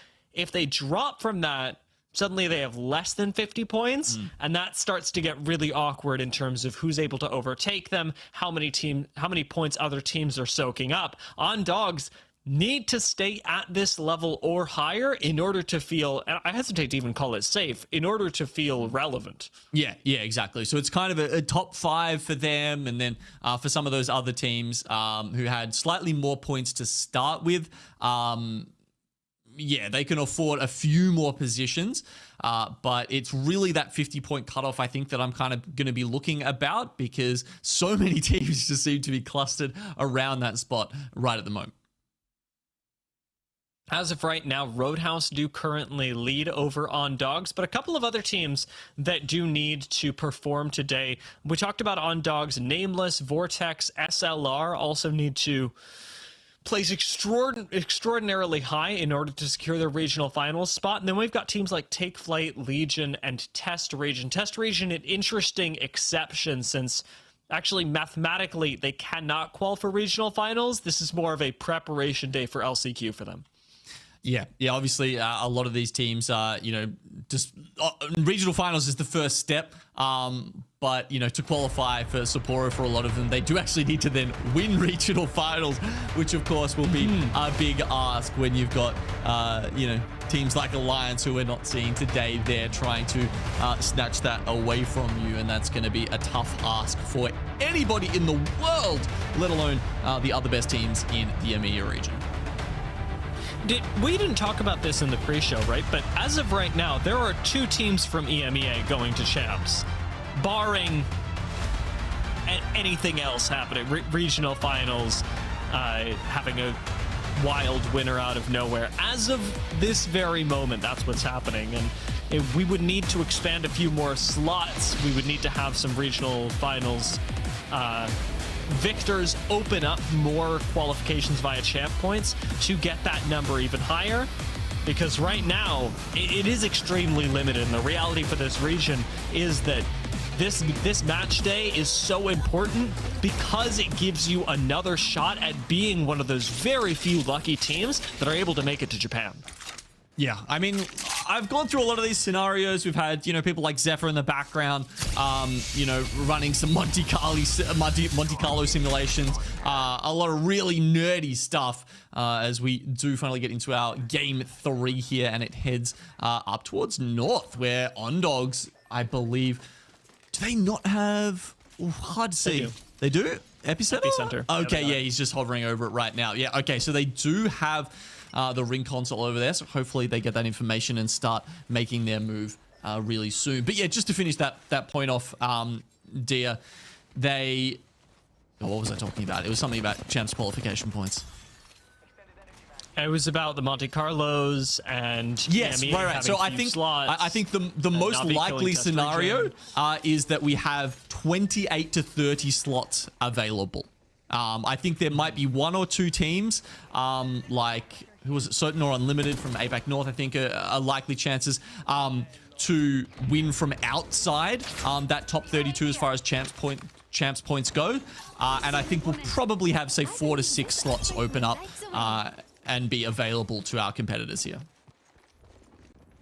It would be a really nice boon for, again, especially teams in EMEA right now, and for cybercats, who could very much benefit from it, having pushed Empire out of Skyhook West at the moment. Empire are down 1 member, where Take Flight, who are rotating right off to the north of Monument at the moment, are passing by this test region Na'Vi fight that is a constant in World's Edge, something that I'm sure Test Region is looking forward to getting away from on their next game on Stormpoint. Na'Vi besieging them at the moment seem to have found a way into the building. Now it's time to see what they can do with it. Will Na'Vi overstep and be taken down by Test Region? Raka has the drone ready to go. We can see drill starting to come through. We've even got the ball ready to go, and if they found some couple of ultimate excels on there. Must have been a very quick looting pass to get over here and take this fight to Test Region immediately. But certainly Na'Vi are looking for this fight. I mean, even just the composition. Maggie, Pathfinder, Crypto, they want the kills. The fact that they're playing a little more quietly right now, still moving around, so you know Test Region are getting plenty of information on this, and apparently getting kills while all this happens as well. Watson keeping the team extremely safe. Have Na'Vi twiddling their thumbs on the low ground, while Test Region, they've got a space to play. A bit of a gander up towards Epicenter here, where we can see teams are congregating further towards the north side of it. Nasky adding to his kill total. He is just racking them up today. He was obviously enjoying his little run, you know, being more of a fragger when he was on the what is now the Nova Gaia roster, and he's taken the reins back with IGL on this team, but it doesn't stop him putting his name on the leaderboards, apparently. SJP2 on the way in. Uchako trying to disengage with the Pathfinder as Hiarka heads for the hills with Crypto. Will have the drone back momentarily to try and survive, maybe go invisible as SJP2 finish off the kills. Taking out Slab, again recoverable with the Crypto and with a couple crafters. But Na'Vi And I'm gonna include Test Region are the losers of this place, sitting on top of each other, and with Na'Vi getting so aggressive to pick a fight, it's the perfect timing for SJP2 to come in, claim the building, and a few KP. Sounds so quiet every now and then, you know? Like, I love it when they just, the observers pan to a spot where there's actually nothing going on and you just get to enjoy the ambience of World's Edge for a few quiet seconds before we go back to non-stop action. What's the word you used earlier that was... equanimity. It meant peaceful, like equanimitous? I think we could use that. That sounds like a conjugation of that word. Look, it's an ever-evolving language, dear. If you want that to be your contribution to the next version of the the Merriam-Webster dictionary, go right ahead. Yeah, we're all building English, or whatever Frankenstein monster we're calling this at this point. Trojan getting abducted, bit of an awkward spot, but a very defensible one. And most importantly for Trojan, one that is going to be in zone for a very, very long time. And ONIC are right next door to them. Who would have guessed? Man, I feel like we haven't seen like a full survey cam zone in quite a while where, the teams are actually sitting in the survey buildings themselves until, zone 5 or 6. And that's what the teams are reading it as right now. And certainly it's not high enough to be over the tracks where you often see what you'd call more of like a climatized zone or like the north respawn beacon zone. So it will be fascinating to see if that happens or if we get, for the 84th time this split, another pullback. SJP2 have a nice rotate with the Wraith that brings them right into this building. I'm noticing it cut off Trojan as they attempted to take the building as well. So unfortunately, having lost a few, Trojan may not be the only squad. Nameless are getting aggressive onto Empire, who we know is a duo from earlier, unable to recover after the cybercats fight.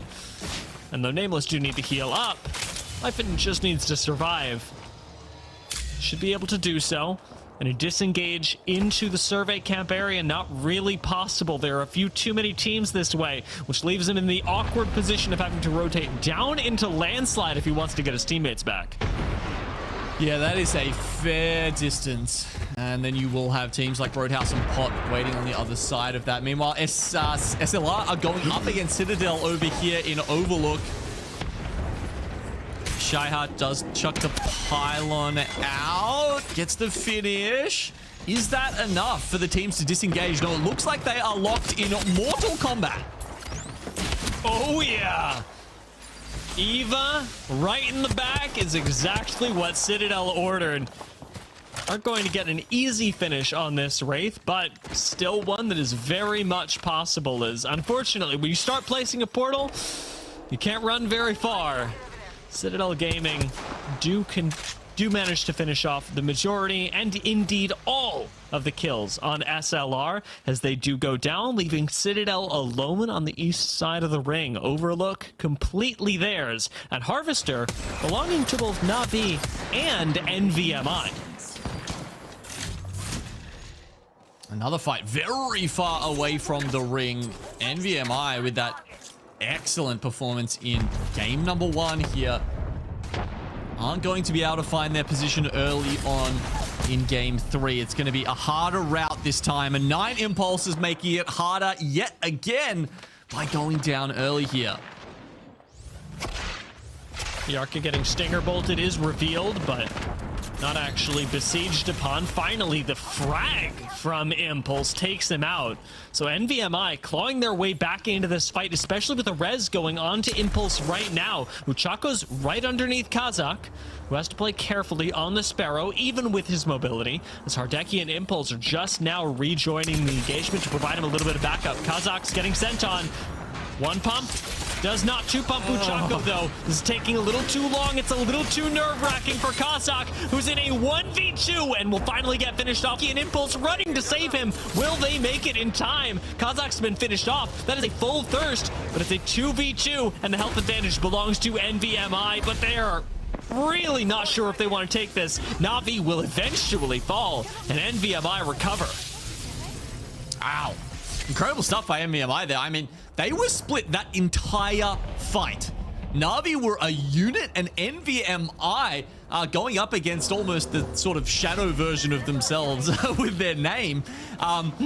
You know, they were on all three sides, three different sides of Harvester, seemingly couldn't get caught back up through the Void Nexus. And even that Stinger Bolt by Kazakh, you know, pre-patch, that would have absolutely shredded the opposition team, but there all it does is stun himself, but luckily his teammates do come in time to save him.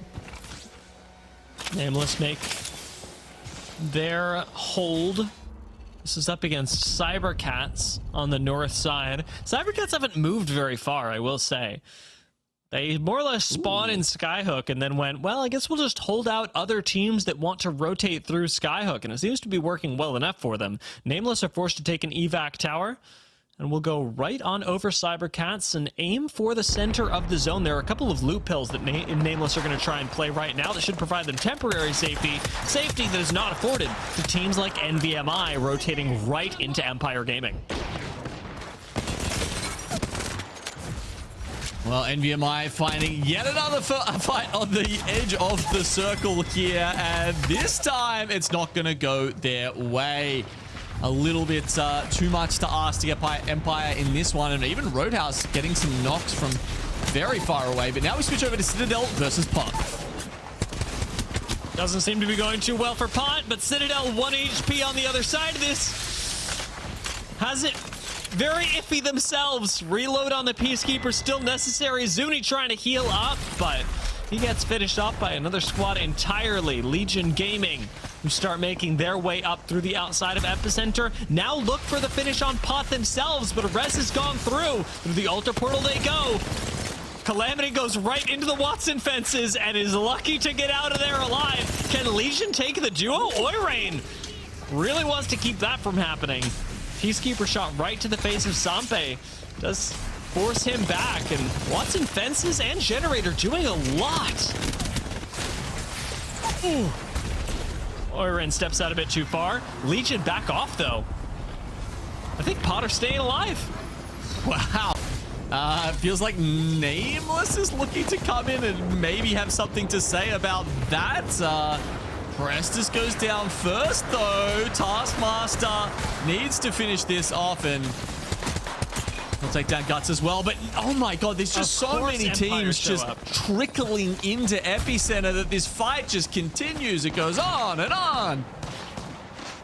The fact that Empire show up last to the fight there is probably the only thing that takes Pot out of this lobby, because they were performing really, really well as a duo. Roadhouse in shambles on the low ground, do have Lufka down, but recoverable absolutely, especially with this relatively safe Void Nexus. Still do need to defend, though, and that's all up to Blasts. We talked about the anchor position yesterday. Blasts needs to do that for his squad, take as much space as possible, and keep Roadhouse in the conversation for who is the last squad standing in Epicenter. Cybercats fall. Blasts does exactly that, keeping the squad safe, and now gets to pull off the res and hopefully get Lufka back into the game. I thought there were way too many targets there, but somehow Blast actually finishes that one off. It's too much, though. Another team comes in. This time it is Legion Gaming by the look of it. So Roadhouse do try and take their Void Nexus to get out of there. At least the one or two of them that was still not in a death box. There we go. Roadhouse are going to be finally put out of their misery by Nameless. Sad to see Roadhouse go down after the stunt they just pulled in the center, but somebody had to do it to him, and Nameless were the team. Legion now thinking about, much as they did earlier, do we drop down? Do we try and finish this squad? What is the timing for Legion getting out of here? Because they can't stay forever.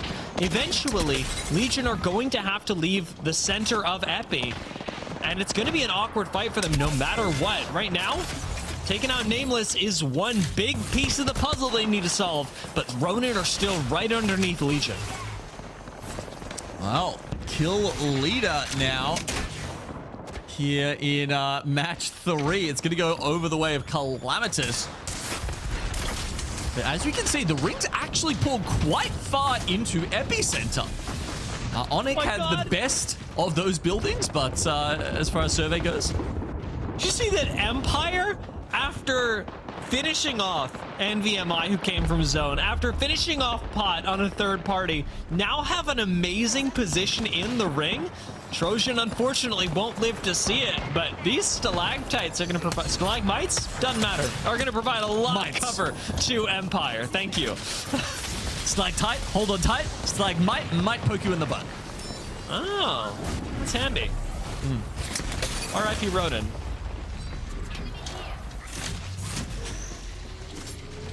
Courtesy of Tenacious G, by the way. SJP2 will fall and GoNext. Looking at On Dogs right now, a squad that needs to hold on to their 5th place position to have a shot at regional finals. As GoNext aren't even worried about 5th place. They're worried about 1st in the region if they're able to have a good match day today. Empire seem to have mispositioned themselves a little bit in terms of the cover. No Newcastle really hurting them this game. And GoNext take on Dogs and win the fight. Escorting On Dogs from the lobby and making their spot in regional finals a lot riskier. Oh, they tell them to sit, and they do. And I mean, this is the kind of fight that you have to win if you want to be making those top positions, right? But it's also the reason why a team like GoNext are so far ahead. ONIC are our #1 team in the lobby right now. I want to have a listen in to see if they can win this fight and move back into the circle. La terre, Il peut pas, je suis low. Ok. On est là. Il pique, crypto pas, c'est crack. Donne celle, les gars. Jouez slow. Bien joué. Va falloir. Mets-toi des accélérants, tu peux. Va falloir walk-in. Et continue avec devant nous. J'ai 2 axels, gros. Prends. On met 2. Ok, je mets 2 axels. Je saute vers Zidane. Ouais, je vais mettre un fake ballon, ok.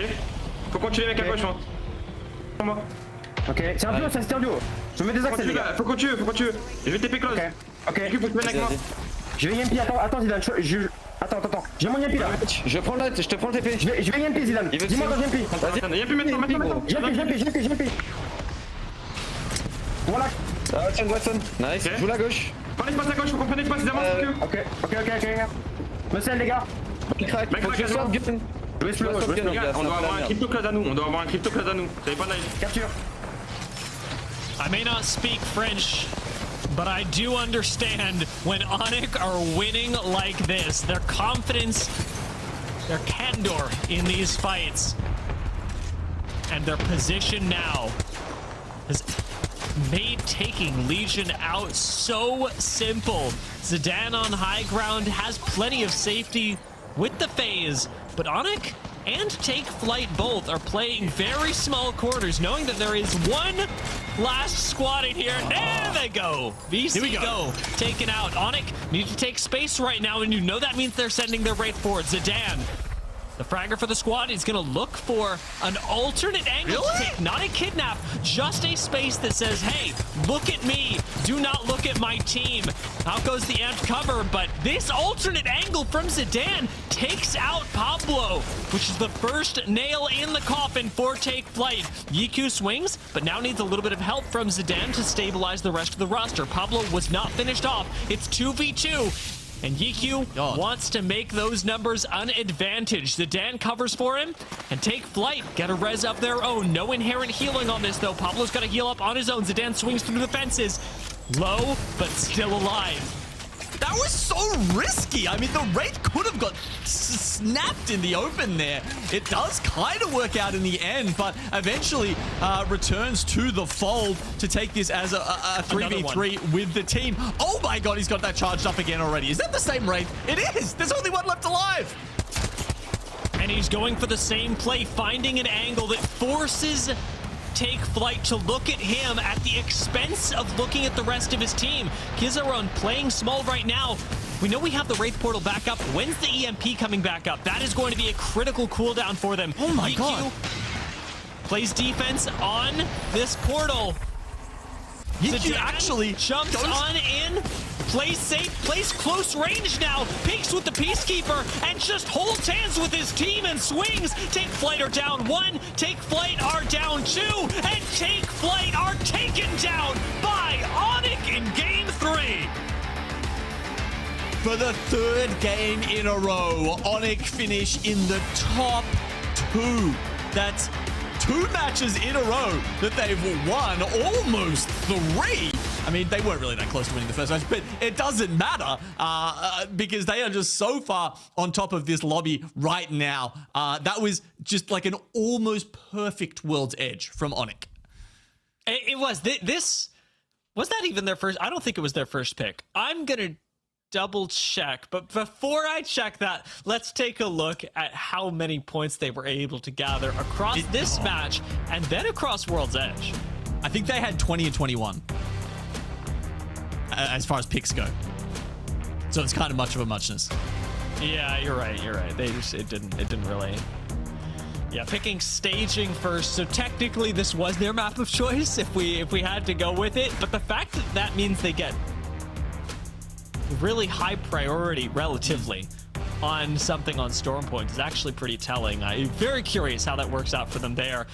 22 points gathered in the course of this game. Take Flyte, however, right behind them. I do want to emphasize this was a great game from Take Flyte. They were really active. They got plenty of kills on the way in. They did a lot of damage as well. And given the fact that they were playing from the same side as Empire, who were on a rampage through this whole southern side of World's Edge, Take Flyte really come out on top, at least in this game. And for their World's Edge performance overall, it is not a bad look. ONIC, of course, the dominant force in this lobby, 26 points over anyone else, specifically over NVMI. And then when we look a little bit further down, Take Flyte managed to come up big in this game, bringing themselves into the top 5 conversation. So Glitter, this is looking a little bit better for Take Flyte as a team that still needs to secure their spot in the regional finals today. Yeah.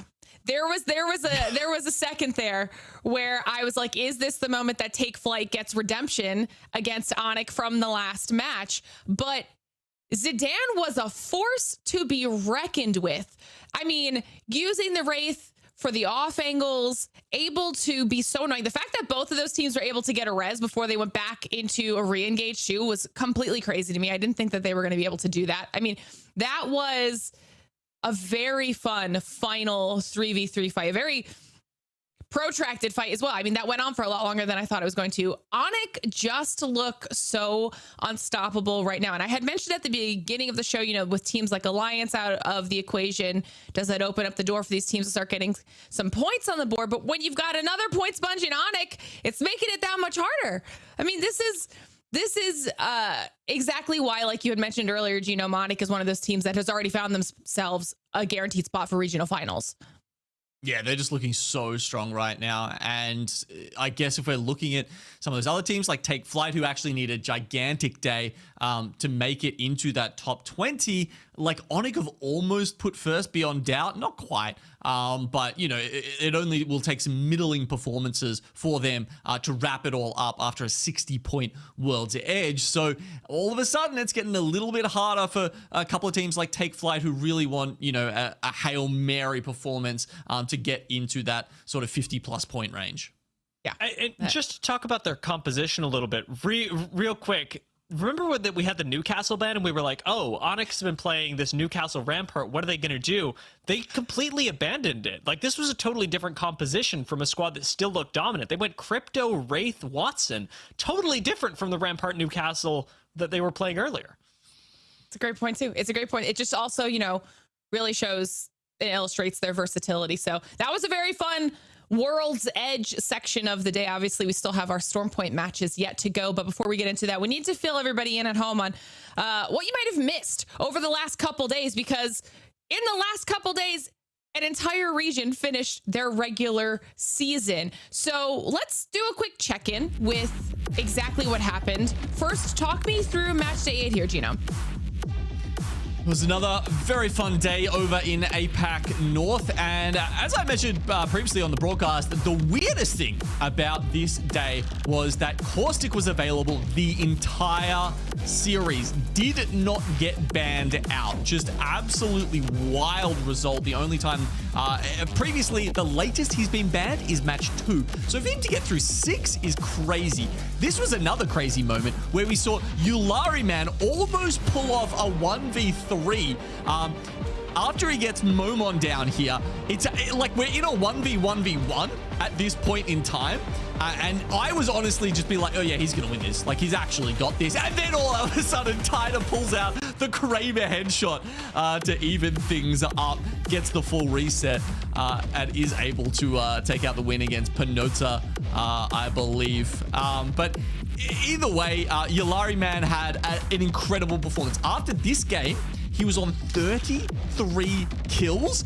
By the way, we're getting a mid-fight res here with the Thai members dropping right in, and then Riddle Order only just clutch it out against them. But you know, for 2 full resets to come off the back of that, for ULTRAMARINES to win it, it was a crazy game. It was Unlimited who took out the day, of course, with ULTRAMARINES leading them with 33 kills. He needed two kills to get the kill record, which would have only stood for 1 week after Asia got it last week in Apex South, and he ended up with 0 in game 6, and so unfortunately just missed out on holding that record for himself. Dang. What a day. But of course, it was another double header as well. So not only did they wrap up match day 8, but then we went straight into match day 9 the next day. And the story of match day 9 overall was, of course, Fnatic. They were able to win the series just by 3 points over Sotin in second place, with a first, second, and third place to go along with it. But some standout moments here was that match 2 that you saw, where Know About Me was able to get a win. And that was a team that had a strong final day of competition, landing at 5th overall. However, much like Cat Jam on the previous day, it wasn't enough to get them through to regional finals with a result of 23rd place overall. And then Riddle Order here in this match number 5, which is also the same match that they won in match day 8. So maybe 5 is their lucky number. I don't know. Either way, after placements of 6th and 10th on days 8 and 9, that ended up meaning that they settled in the middle of the pack at 10th overall on the leaderboard heading into regional finals. So the fact that we were able to close out this region now gives us our top 20 that will be competing in regional finals, Dia. Yeah, really looking forward to the regional finals here. And I want to note as well that given that we can still shake these positions up among the top 20 with the additional points from regional finals, Black Sheeps are a team to really keep your eye on. Right now, in terms of chance points globally, they are just hovering outside of safe qualification range and would need a lot more spots to open up, enough to admit teams like Gaia from EMEA. And so look out for Black Sheeps, because their regional finals performance, if they're able to move from 4th to 1st, could be enough to push them into champs qualification status. We'll see. I love it. It's going to be a very fun event once we finally make our way to Japan. And everybody at home, don't forget that of course, is happening. ALGS is back in Sapporo. So if you missed it earlier, we want to give you all a little bit more information on where you can get your tickets if you want to go, because it's going to be an epic event. Ticket sales will be live next week on our ticketing partners site, Zyco, on October 11th at 1 a.m. PT, 4 a.m. ET, or 5 p.m. JST during our first regional final of Split 2. Of course, you can find more information as that day nears on our ALGS website's Year 5 Championships page. See all the latest information about champs here, from tickets to exciting news and updates. We hope to see you there. It's going to be a very fun event. But if you're wondering, what am I going to do when Split 2 is done? Like, what Apex stuff can I possibly be paying attention to while I'm waiting for champs? Well, we have something for you. If you saw it last year, we did the Red Bull Legends Inn. I was so excited to be there, and we're going back to Chicago, back to the Godfrey Hotel, live all over again. If you don't know what I'm talking about, let's check it out. Yo, nobody does it like us. The unstoppable, the unbeatable. Are we here now? Let's get it. We've taken over the Godfrey Hotel. It's different, it's unique, it's nothing you've ever experienced before. The room was pretty sick. I hope all the competitors sleep well after we kick their. Let's get into it. Let's do it. Let's rock it. Are you kidding? Everybody's dying the zone. Crook goes down to Timmy and Hal. I mean, that was insane. It's Timmy's Legendary Lather, the soap that brings champions to life.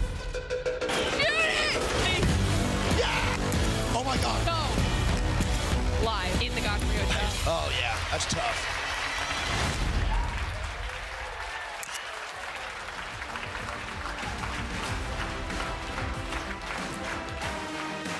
Red Bull Legends In is returning this December 5th in Chicago, Illinois to the Godfrey Hotel, where 19 teams will compete live in an Apex Legends Duos tournament for a $25,000 prize pool. If you think you and your duo have what it takes to compete against the Apex pros, signups are open now at battlefy.com/Red Bull Legends In to compete in the online qualifiers. Those will be on October 25th and 26th, where 2 duos will win the opportunity to compete live in person at the Godfrey Hotel, Chicago. You must be 18 or older to register. More info can be found at redbull.com/Legends In. And let me tell you, you want to register. You want to try to compete because that was such a fun event. I cannot wait to see what they do this year. I mean, I know that the players had fun. I had a great time. It's exactly what you need, you know? Well, it's a little less serious. It was really good. It was good. You said the soap was real, but I Googled it. And if you Google it's Timmy soap or it's Timmy lather, which is a risky Google, you don't find any soap. It's very upsetting. I thought it was like fake, but now that you've said that the soap is real, I need evidence because the internet isn't talking about this. The soap was real and it came in a full toiletries kit. So you know what? Oh, yeah, like with Hal toothpaste. There was shampoo. It's a whole thing. You're just gonna have to sign up, join us, hang out. You know, bring you back some soap if you need it. Let's take a look at what we've got coming up around the corner here, because like we said, we've wrapped up World's Edge. We're now heading into Storm Point. We've got Watson Band coming up to Storm Point. Dia, let's take a look, like we did the first time around, at what these historical circles could potentially mean for these upcoming matches. Yeah, I mean, this in EMEA specifically has been a big exclusion of northern zones. We really aren't seeing things like Lightning Rod and Zeus Station, and the fact that we aren't seeing really anything in Black Sands or North Pad as well is very, very strange. Cedo has been largely excluded, which puts a lot of emphasis on things and POIs like Barometer, like Millage, and even some Stormcatcher. But when we're looking at this, like yesterday, we saw Gaia really prioritize playing over by Barometer because of how powerful it is. VC Go are playing there today, Roadhouse are playing out by Millage, and Na'Vi are playing at the Mill. So there is a lot of potential for those teams, including SLR and perhaps even Ronin, to get some crazy good placement points. It'll be very interesting to see how that works out, especially with ONIC operating out of Forbidden Zone, another quick rotating area. I love it. I love it, Dia. Thank you so much for your analysis. For now, we're going to give you a little bit of a break. I'm going to steal Genome from you, and we are going to dive into match number 4, kicking things off here on Storm Point. Obviously, starting with our back-to-back winners in ONIC right now, Genome. Will they find the same success here on Storm Point? You guys were talking about, you know, did their draft positions matter at all? Kind of back-to-back here, so I think it's just they're just good enough. It didn't really matter.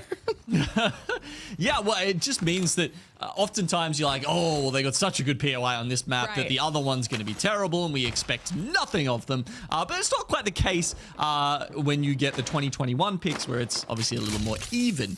Now, they've gone for Jurassic here, which I find to be interesting, because especially in the context of what we just saw, Glitter, which was that we have had a lot of zones that have ended around here. And, you know, obviously everyone is picking Tridents first on Storm Point. That's your /1 priority. But after that, you start to wonder about some other things. And I think certainly where these zones have been ending, and lo and behold, we've got another sort of Devo / Launchpad zone. And all of a sudden, they do have a chance to be pulling up around there. And not only that, I mean, they've got potentially 3 Evo halves on the way. They've got one within their POI, another one just above them at River Entrance, and another one on the way to Launchpad.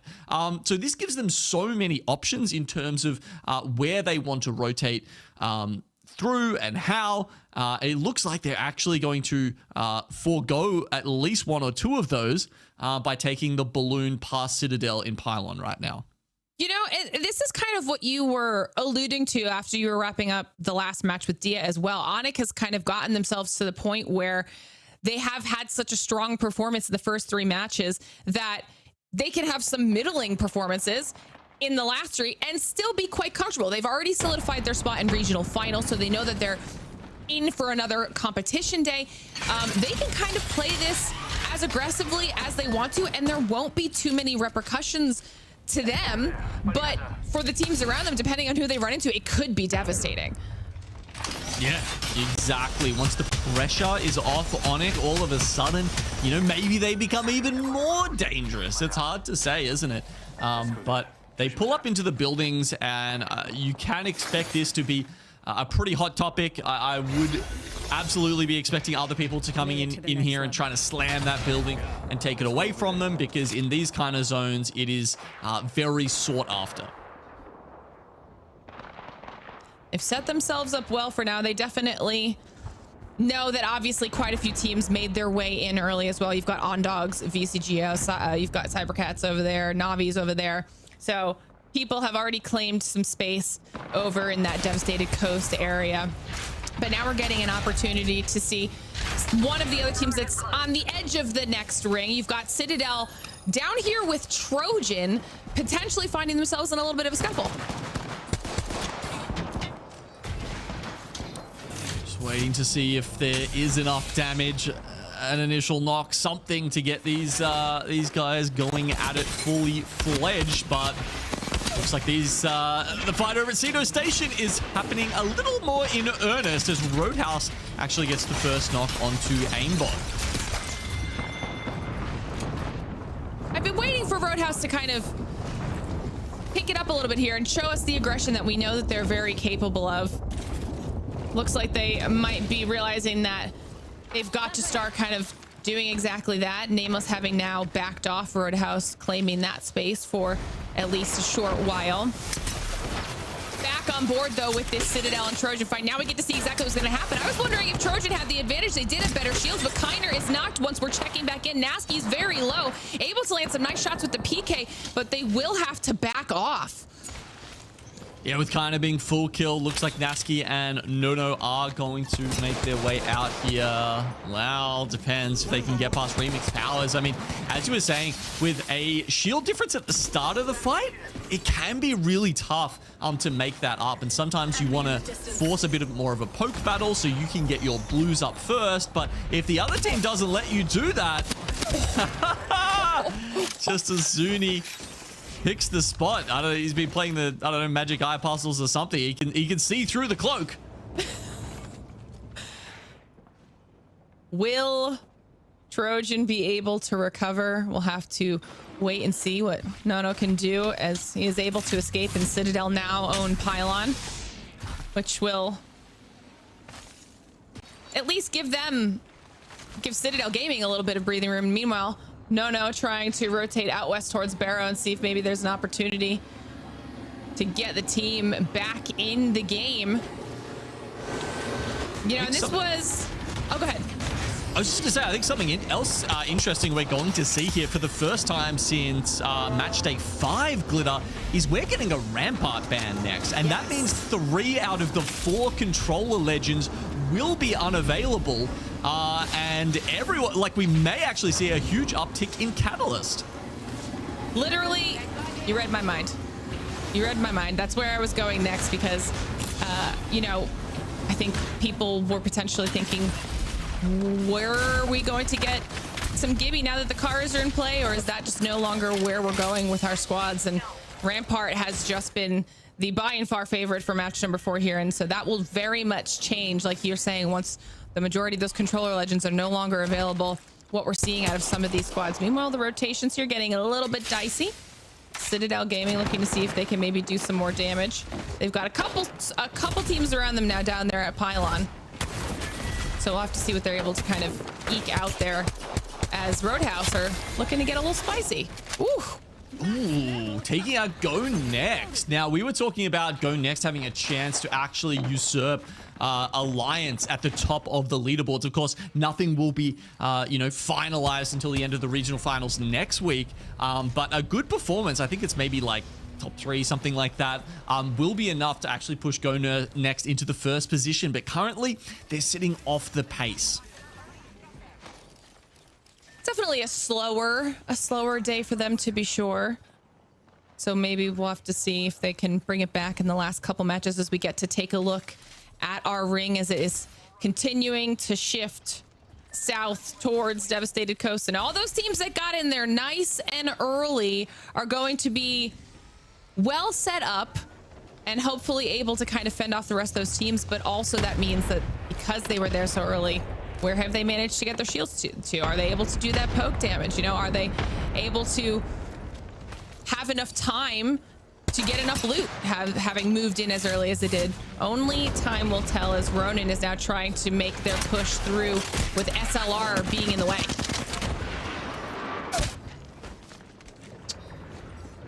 This is up, of course, towards launch pad here. A couple of the teams who probably don't have the beacon scans aren't sure if, you know, perhaps the ring will come back towards them. They are unaware that it's going to continue pulling south towards teams like VCGO, cybercats, even perhaps ONIC in that building outside of launch pad, putting themselves in a good spot. Defensive bombardment coming down. CJ's got to move. You can't stand in the middle of that.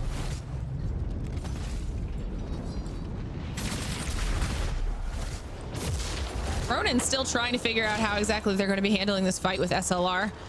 The Altar allowing them a little bit of freedom of movement here so that they can get a safer position, but the ring is close to their backs. They are on its slower side of the zone, but still will have to continue to move in, knowing that even once they are safe in the next ring, it's not literally safe, and we'll have to continue their pathing. And they are able to get ahead of SLR and now can do a little bit of gatekeeping here, see if that works in their favor. But you do have Navi, you can see here, waiting in the wings, potentially looking for a third party. Yeah, they probably don't have, I don't think they can get on top of the armory. I think that'd be a little too dangerous, but they're certainly going to find some sight lines to be a problem, a thorn in the side of both Ronin and SLR. It felt like SLR thought that maybe they'd stopped the approach from Ronin with the defensive bombardment. Not sure they read that they had the Altar and were able to just skitter underneath them and actually get past into the zone, where now the roles are reversed and Ronin are holding SLR out. I think that was a really strong play on behalf of Ronin here. This will give them an opportunity to get some KP on the board. Crypto EMP does come through, and you can see Nate trying to do some work with the Maggie. It does exactly that, and Ronin are just melting down SLR. One player left. Can Ronin clean it up? But Navi's oh my god, third party genome. A wild trident bubble appears, and Navi are in here. They don't want any of this KP to go missing. They are going to chase down as much of it as they can, but have they gone too far? They're in the zone right now, and 1, 2, 3 members of ONIC are on the attack. They've come all the way around. They've left that building to Roadhouse, and they are actually looking to do to Navi what they've done to Ronin. This is what we were talking about, though. ONIC can afford to be unhinged at this point. So now this is just an opportunity. Great EMP out of ONIC as well. Lifeline? Try and clean up Navi. Will it work in their favor? Zidan trying to go into the void and see if he can get an off angle. Yeah, again, ONIC looking very healthy. And this is a little bit of a risky situation here for both of these teams, because now the fight's lasting a little bit longer than would have liked. The Arca does go down at the hands of Zidan, and now this is the advantage that ONIC need.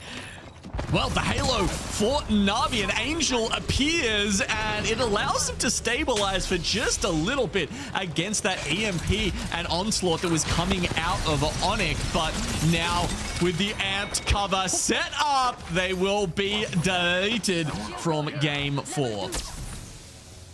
Dang, ONIC. Navi thought they were good with their third-party push, and ONIC said, not today. We want some more KP. But at the end of the day, that means that no one was chasing Ronin down. So I'm assuming that Ronin got out scot-free. They are somewhere in the zone, and they managed to escape. You could just see them peeking out towards the bottom of the map, out towards Coastal camp, where they have just reset and now will be coming back in towards ONIC, who may have gotten even more KP than they bargained for by taking and winning that fight at Echo. Oh, that's going to be real spooky scary for Ronin to come back in and have it be ONIC there this time, lying in wait. They do a lot of amount of damage to EQ, though. So now ONIC finding themselves a little bit in back foot, but you can see how much damage Ronan's already had to take, having to come in from the ring, and Ronan are eventually eliminated. ONIC getting a 2-for-1 special in that corner. It is insane that they've done that. No one's even come to look at them. I mean, think about how many third parties there were before ONIC were able to take that spot. Either way, we'll switch our focus to some other parts of the map now. We can see ONIC is just barely getting in here, but OnDogs have pinged him out. I think they're very much aware of his positioning here, and unless he can find some really good void passages, I don't know if he's going to be able to survive here. You know, Pot's been fighting here for a while, and this was definitely a tough spot for them to be in. Nice little rock cover that ONIC was able to find to keep him alive for just a few moments longer, but I don't know how helpful that's going to be. Able to disengage, potentially come back and just kind of play a little bit of a back and forth. God, talk about the survivability right now on ONIC, doing everything he can for Pot. And honestly, it might have been just enough and gotten around the edge of that rock that now OnDogs is no longer looking his way. Yeah, well, he's way up in the north now, all by himself, and there's a lot of teams stuck up there with him. Citadel, we've got SJP2, Legion, Nameless, Trojan, and Citadel, who are unlikely to find a home in the next zone. So most of them really just need to start looking at each other and either thin out the herd right now or make a desperate attempt to find a place in Zone 5. Genome, I don't know if you saw that on the minimap when it just came up, but explain to me how ONIC left their position that Roadhouse took over, and then they come back in after killing two teams completely unpunished and now have a great spot in the next ring. I mean, they are looking unstoppable. Meanwhile, Legion Gaming finally finding that fight, and they are eliminated at the hands of Trojan. Nasky just barely surviving up there on that high ground. Are they going to be able to get a reset, or will Nameless try and take that opportunity to take them out? That's going to be an interesting one up there. But Pot have survived. ONIC has gotten and respawned in the game. Yeah, not just survived, but thrived. They've made their way up to the gravity cannon now. You can see Taskmaster trying to do his best with the iron sights, so they haven't been able to find any death boxes along the way, sadly. But it was OnDogs who were putting them on blast when he was trying to rotate in from the east, and it's still kind of OnDogs on their back. And they're trying to get some KP in front of them right now, but OnDogs are about to peek over. And yeah, there we go. Trix does get the knock onto Prestis, and I'd be surprised if they survive any further. But what's crazy, though, is that they survived long enough that 3 other teams were eliminated. I just talked about ONIC having moved into a strong position. Well, Roadhouse decided they wanted to take it. ONIC do finally go down, and Roadhouse have taken their spot. However, Nameless out, and Pot is still alive. So this has gotten them placement points somehow, and it's been worth it across the board. Okay, res number 2. Let's go. I want to see it. Surely there's enough teams around that they might actually get held out. Hopefully OnDogs and Empire look at each other. Meanwhile, Citadel trying to take out Roadhouse, but they say no, sir. Roundhouse. And they will get them after. I mean, it must be said, by the way, Roadhouse have taken positions away from ONIC twice in this game. They are obsessed with them to the point of actually knocking them out of match 4. I mean, Roadhouse needed that too. I think that was a momentum builder that Roadhouse definitely needed. Now we're getting to see what OnDogs is going to be doing here. They are in the vicinity of Empire Gaming, like you were mentioning earlier. A duo of Pot still alive. They've managed to survive the chaos in the north that's been happening up here. So now it's really down to OnDogs and Empire to kind of take each other out. They have been in a staring contest for the last minute. And oh my god, that's okay. All right, we're back. Pot's back. Round 3. They are officially the cockroaches of this game. They cannot be killed. Meanwhile, OnDogs have taken so much damage from Empire Gaming. They're down to just a solo, while Empire are quite healthy, managing to survive while Pot is back up to a trio. This is massive, and the solo tried to go where Pot is. OnDogs are eliminated. The KP goes to Pot, and they live to see another day. Nah, fam. How do they manage that? Oh, as you say, the cockroach is living underneath Empire and NVMI right now. Let's see if they can make it across. Roadhouse have got them pinged out. That rock is certainly not big enough, and finally their run will come to an end. But hey, a top 6 is 3 placement points, and that's better than you would have expected.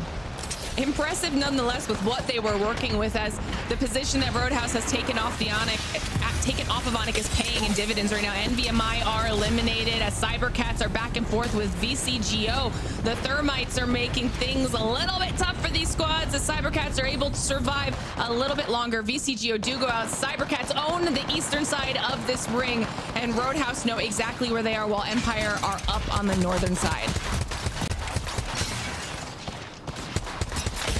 3 teams are left alive. Only 2 of the Empire members have made it thus far. They're trying to get the res, I believe, but now 2 down. It's just up to the Rampart player.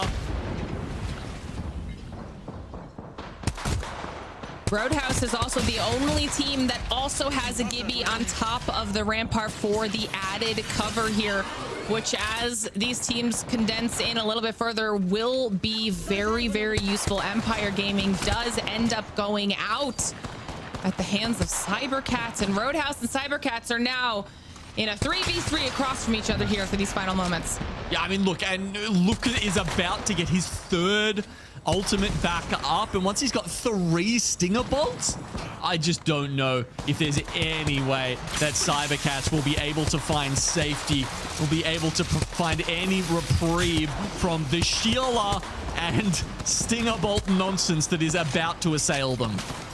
Not only that, but Blast is being so annoying with the scout right now. Roadhouse is just waiting for Cybercats to make their move, knowing that they have so much damage at their disposal, like you were saying, that this should be an easy cleanup. Beautiful shots into Cybercats. Alonzi goes down, and now it's just the final shots here out of the hands of Roadhouse to clean up this match number 4. The cracks come through, the Gibby's giving the extra damage, the added cover, the final push is big, and the PK closes out match number 4.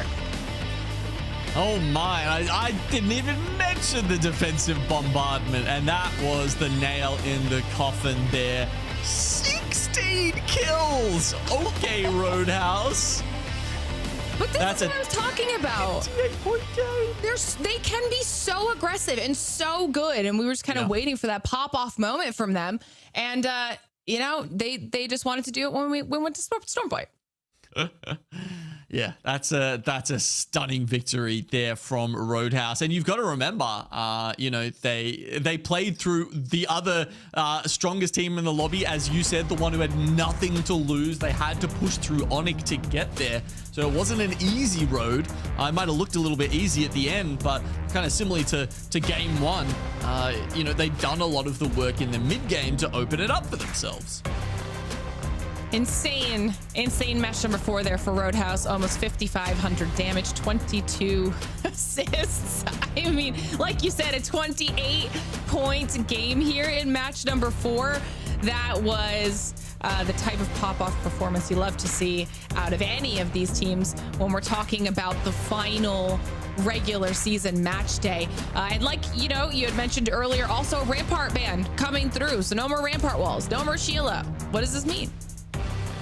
Yeah, it means a lot of Catalyst, right? I think we only saw 2 teams picking up Catalyst in that game. Yeah, 10% pick ratio. So it's going to go up by a massive amount. I wouldn't even be surprised to see that get banned out next game. Or will it be something else that was already high up, like the crypto, the altar, perhaps? But of course, the fun part will be if we do get Catalyst banned out this game. What does that mean, Glitter? That's a reset. We're back to Caustic, baby. How? It's only 6 matches, okay? You know, let's see what happens. I'm excited for that. It's going to be a really fun final 2 matches, but there's already only 2 matches left here in EMEA for match day number 9, so we'll be diving into those last 2 matches on the other side of this short break.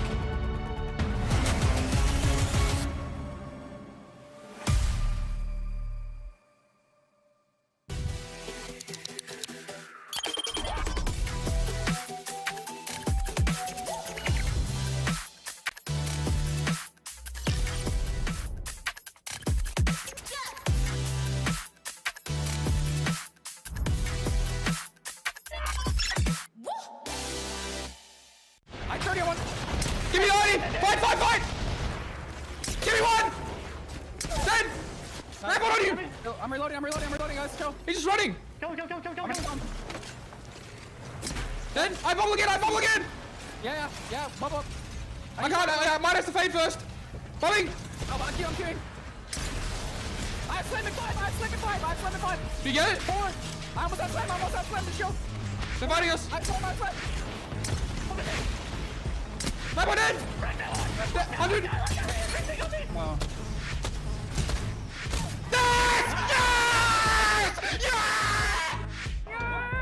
This actually looked like a miracle, like 1 in 100 end game for ZZ, because we get down to 0, but his character model disappears here, right? Okay, let's look. I mean, he's got 1 HP. He connects. Cersei is at like 20. And then... bleh. He's actually a 0. He hits 0.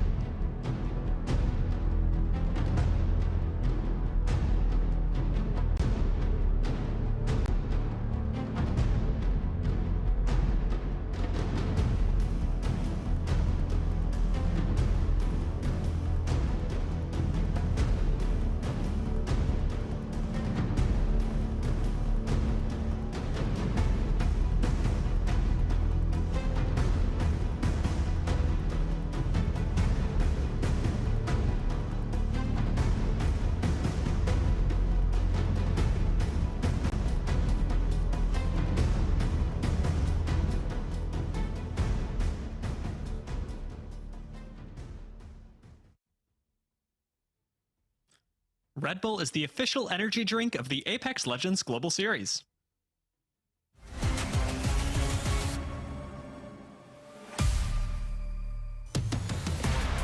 Welcome back to the ALGS, everyone, here in EMEA. We are finishing up the last day of the regular season before we head into regional finals. And regional finals is all anyone can talk about, Genome. Let's take a look at the standings as they are now. Or if we were to end here, who would be going to regional finals, which should give us a good idea of what needs to change for what teams. Ugh, all the cool kids are talking about it. And yeah, as you can see, OnDog's just doing enough right now. We've got SJP2, like 1 or 2 placements is all it would take for them to jump up. Look, Team Take Flyte have been moving upwards, but they still have quite a vertical leap they would need to reach if they want to make it into that top 20. What I'm noticing now, as opposed to when we saw this graphic before, is that the 20th place slot is no longer 50 points, it's 49, which may not seem like a crazy change, but it's actually really helpful for squads that do have lower points. And I mean significantly lower points, especially for teams like SJP2, for example, who do just need a few points. This makes it that much easier. OnDogs right now, however, at the cutoff, and absolutely the team to watch, Genome, because today and yesterday, with the win that they were able to find, seems to have been not only the come up, but at the perfect timing for OnDogs. Yeah, they've really peaked at the towards the end of the season here, but I don't know if their peak is 20th. I guess it still is a long way for them to make Japan. Obviously, that is a bit of a stretch, but our eyes today really are just on the top 20 and making regional finals one step at a time, dude. And anything can happen on match point. May I remind you, Genome, at that point, once we're in regional finals, if OnDogs win, I'm gonna be messaging you, I told you so. Even if it's completely unwarranted and I could not have told you so. At this time, with our 5th match on the horizon, you and Glitter made mention of the fact that Rampart will be taken away. Has been a pretty big piece of ONIC game plan, with the exception of Game 3, so I'm excited to see how this affects the first place that they've held so dominantly until now. Yeah, that's a really good point. Some teams more than others absolutely have been leaning on that pick, utilizing it well. They're drilled, right? because they've been using it for 3, 4, 5 matches every series, whereas other teams, you know, it is more of a late series pick.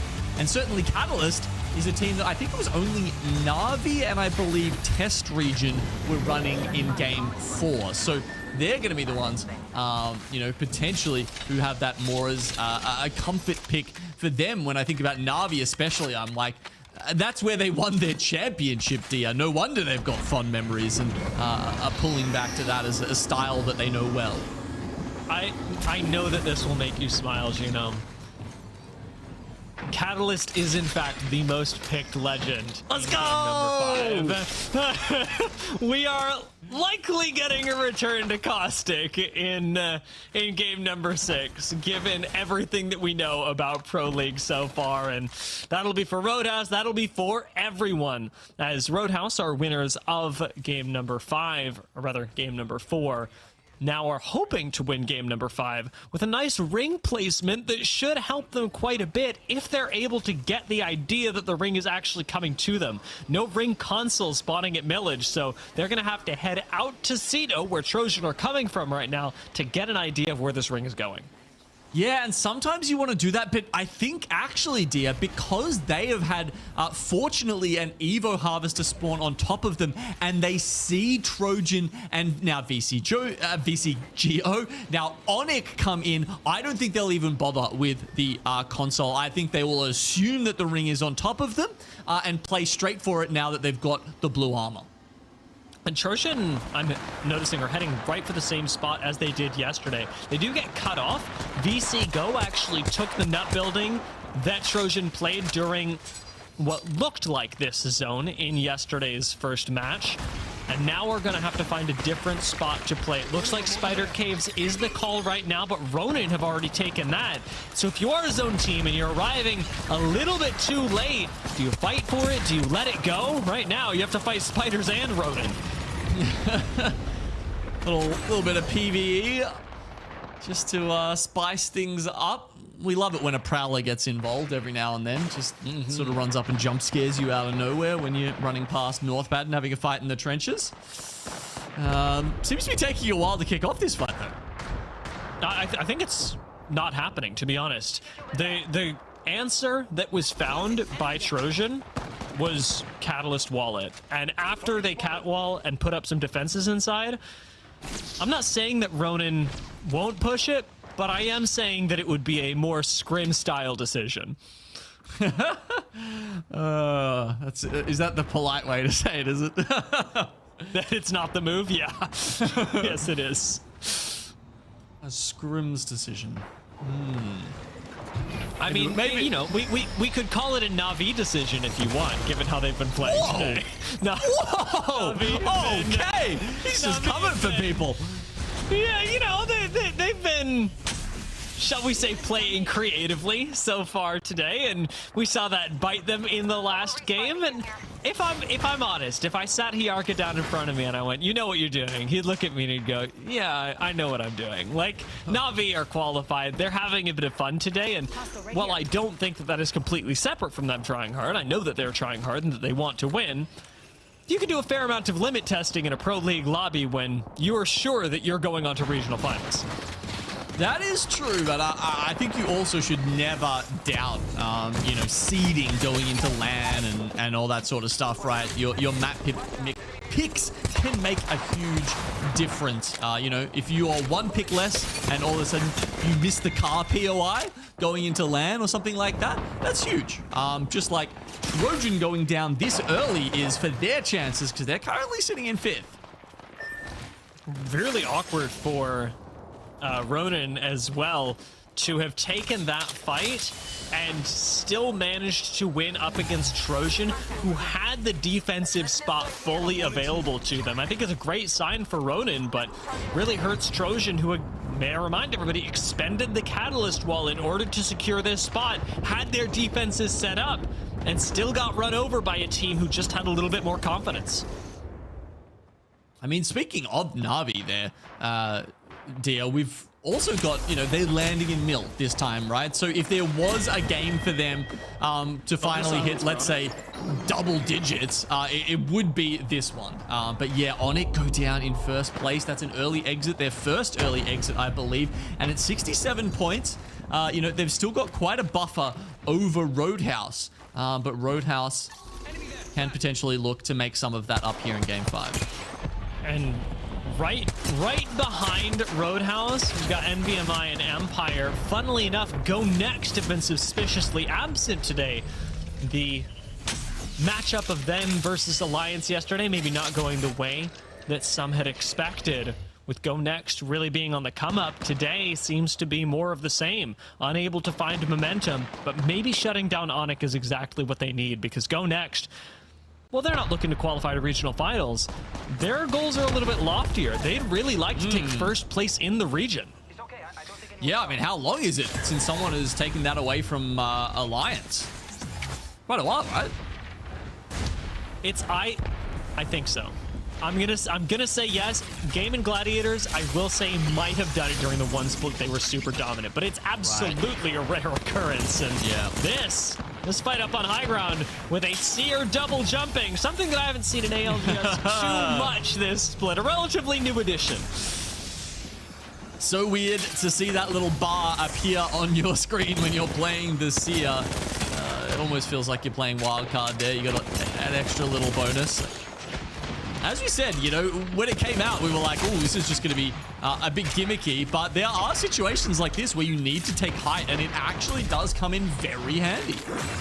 ONIC, nasty head peek there, and hey, the double jump could have solved that, but now that the ult is expired, Empire's siege is just that bit tougher.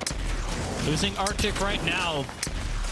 Liffin is going to get full sent. Really pushing the numbers advantage towards Empire, and unfortunately, not even a retreat to the Void Nexus is available to them. Take Flyte have taken them down, and for Take Flyte, this could not have come a second sooner. We looked at the overall leaderboards and what it means for regional finals just a second ago. Take Flyte need first or bust, and right now, it might be bust. Pot are jumping on them immediately. Catwall goes up, and Oirain looks for an angle in, but doesn't actually find any damage after losing Taskmaster.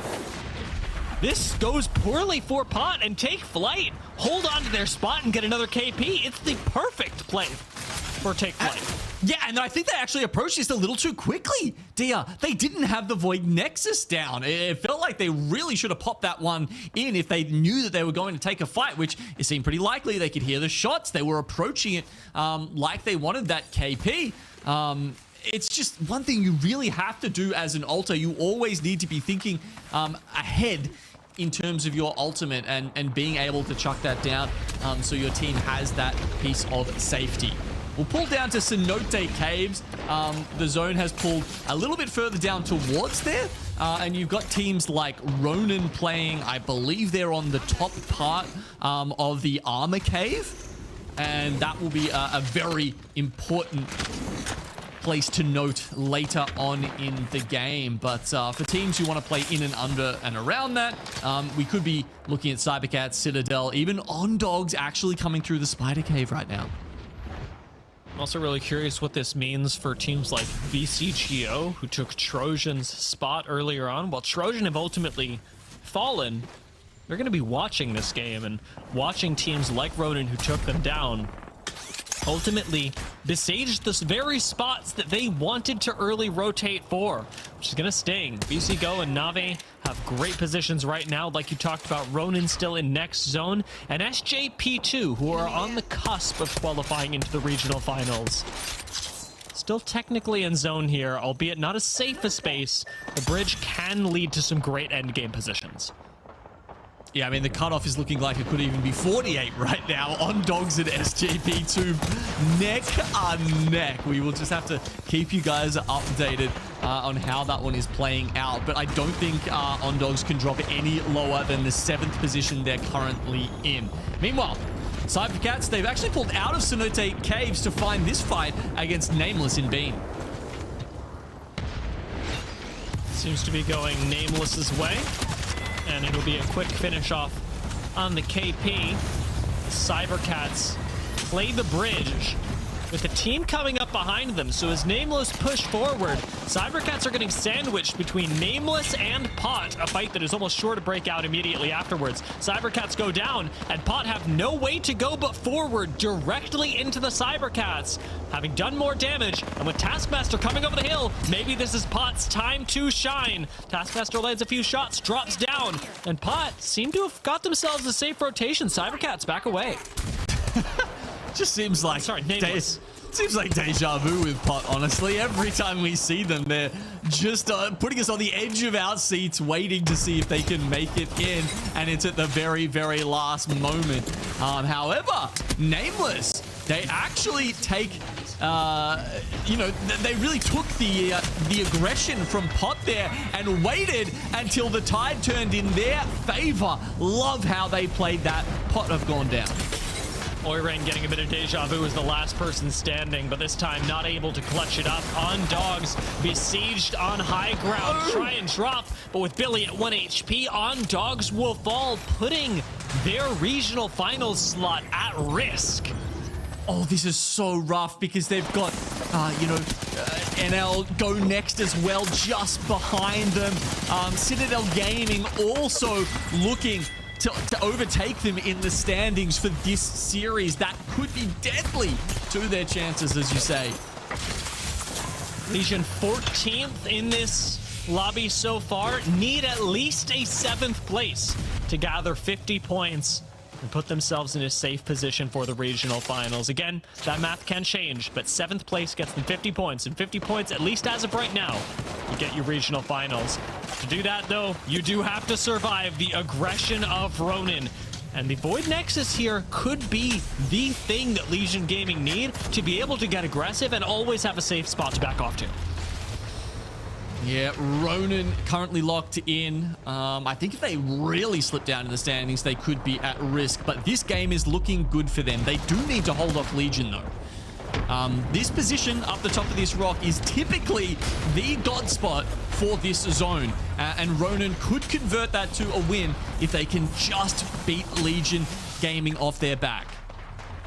Definitely seen teams like Ronin, even Ronin in this game, get aggressive for good positions when they need to, like they did up against Trojan, and like GoNext is doing up against Test Region. Last member standing now for Test Region, but Ronin on the other side of the map go down. The south side has changed, and Legion now hold the power position. That's a big result there for Legion. That could even be a game-winning fight that they have just succeeded in. Maggie Jules going into Gibby Bubbles has been one of the more fun counters that we've seen happen in this split. Another one is the piercing spikes on the edge of a Gibraltar bubble.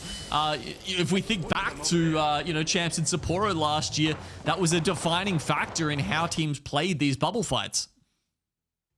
It's really helped a lot of teams stabilize in this game, at least until they get Caustic in the next one. Mythic Crate unclaimed right now. Perhaps unclaimable, although I suppose we do have Gibraltars that can bubble on it and go for it. SLR have got a Trident to put between them and other squads if we get to the late game. And Roadhouse, well, we'll see if they even get there. Oh, completely useless undercover here, and NVMI wipe out Roadhouse, our winners of Game 4. Oh, Roadhouse. A little bit sad for them, but yeah, these positions we've got, especially the nuts in the middle, just outside the zone. We're going to have to see if, you know, Gibraltars and Catalyst can make their way out of there, but it's GoNext in an even less enviable position as they try and get angles on Citadel Gaming, who currently sit atop Godrock. GoNext in their race for the top, sitting at 6th. They need not just wins, but a lot of KP to make it up to the top of EMEA with this game. A Kraber shot could do it. Kaisha gets hit, but does not go down. Well, Legion rain down death and destruction on SLR. The double nade coming out from Xampe. GoNext now coming in hot underneath this bridge. They have to deal with Citadel, but Henchman is down. He's the one who can give them cover. Kraber. Somebody Kraber. Flyte's got it. Wrong side. I know, it's not fair. He doesn't know. But GoNext spot extremely tenuous right now. Catalyst wall. Oh my god. Signals a disengage. With Risky res. GoNext hit this res. I mean, they gamble. They gamble that the other team isn't going to poke through their cat wall and actually see that as they res in the open because they know they don't have time. VC go their own gamble. The Trident rotate works out just fine for them, but Citadel, having expended the Catalyst wall to get here, may very well fall. GoNext seem to be joining them, and it's a matter of who falls first. SJP2 easily able to poke at the squads just below them and pick up a few KP themselves. GoNext still technically in this. Na'Vi in this as well, even as they get Gibby ulted. It's VCGO that are looking for a way in, hoping to take out a squad. Let's take a quick listen in with VCGO. Go back. Non? Ils sont tous là, il nous catoile. Pas de smoke du coup. C'est nous, c'est ça, mort. Je suis pas là. Là, t'es one aussi. Nice. Viens. Attention, on va venir se faire trippy. Je bubble. Non. Je sub, c'est good. Ok. That was an incredible fight. When do we see a double Kraber shot from VC Go? That's the thing that wipes Na'Vi off the map. And if you're Na'Vi, I'm sure they're going to be mad about it, but Babylon's is not. 3 hits in 2 bullets. That's a pretty good ratio if you ask me. He's still got 6 in the chamber as well. Let's see if VCGO can make any further inroads. It's still gonna be a tough one. I think they're gonna have to. Oh, they're actually gonna go for the top. They're gonna challenge Legion for the height here. I like the chances, especially if they get an opening with the Kraber. Yeah, Babylons can absolutely do this. The fact that they've used Gibby Bubble, however, does expose them to a lot of risk. It means that VCGO don't really have a lot of safety after this goes down. Catwall at 90%. So a few seconds of exposure at the very least. Citadel will fall as SJP2 taking a few critical points. Now put themselves in a better spot to qualify to the regional finals, but not a secure one just yet. Bangalore ult eaten on the high ground. Legion pushing up on VCGO, who have lost out on their catalyst. No wall, no safety. Bubble back up in 1 second, but Peacekeeper and Kraber still in the hands of Babylons, who gets pushed from up on height. Legion know they've got the game-winning spot, and they know even more than that they've got to fight for it.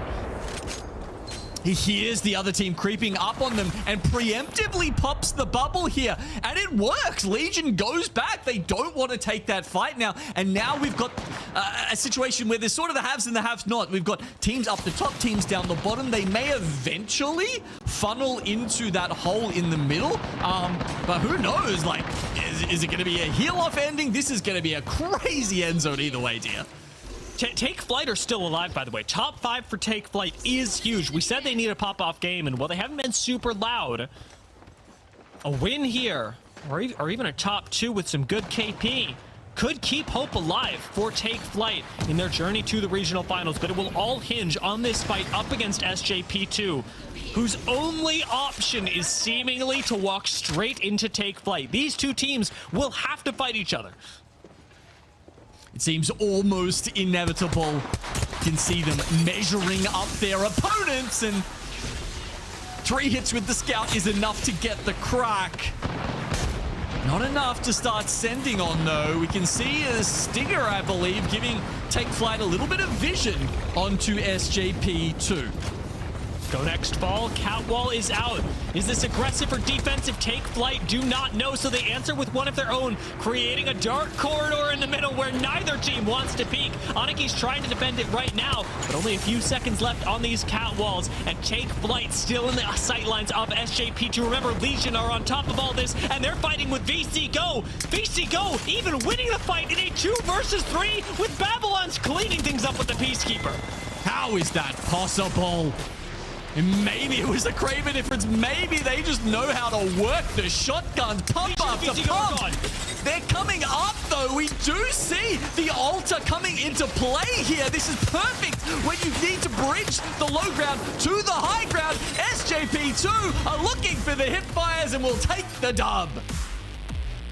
just in time for SJP2, and I have to say, just in time for Take Flight. First and second for these squads, almost assuredly, and I say almost assuredly because we'll need to take a look at the standings, pushes SJP2 into qualification territory for the regional finals. Second place, maybe not what Take Flight needed from an absolute perspective, but it is a huge step for them, given that it's not even their first second place of the day. They got second place in our last game on World's Edge as well.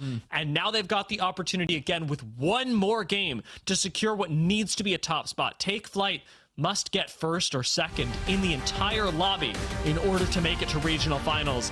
In the second place, you gotta hope it's enough. Yeah, it's going to be so hard for them, I think. Look, we can do a bit of maths later, but right now, we've got SJP2 and we've got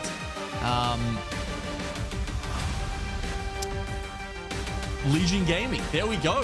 Haven't seen that logo too many times, but our second and third team for this game managing to pick up a reasonable amount of points each here.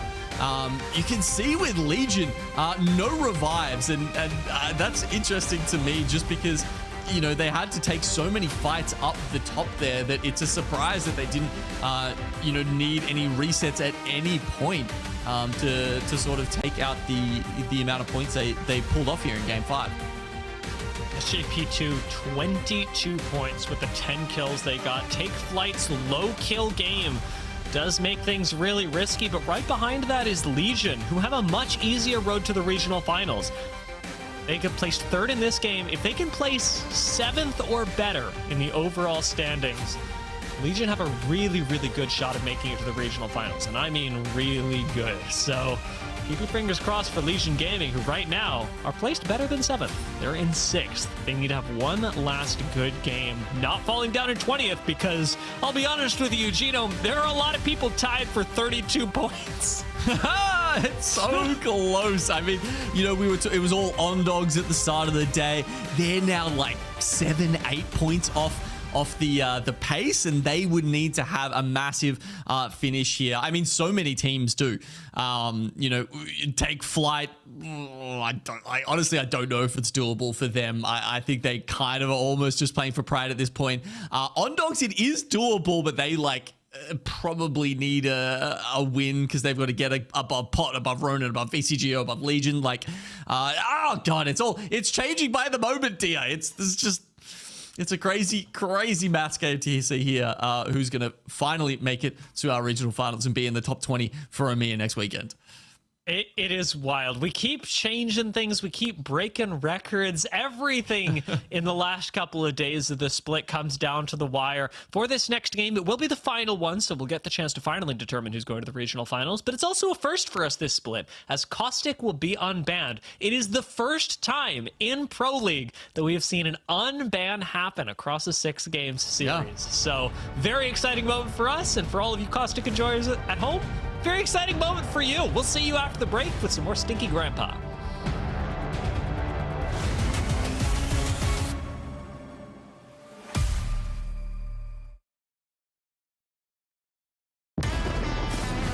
Need a breather, Wally. Should I slow down? Ah, now that's a work of art right there. Of course you think that. You've got one bloody eye.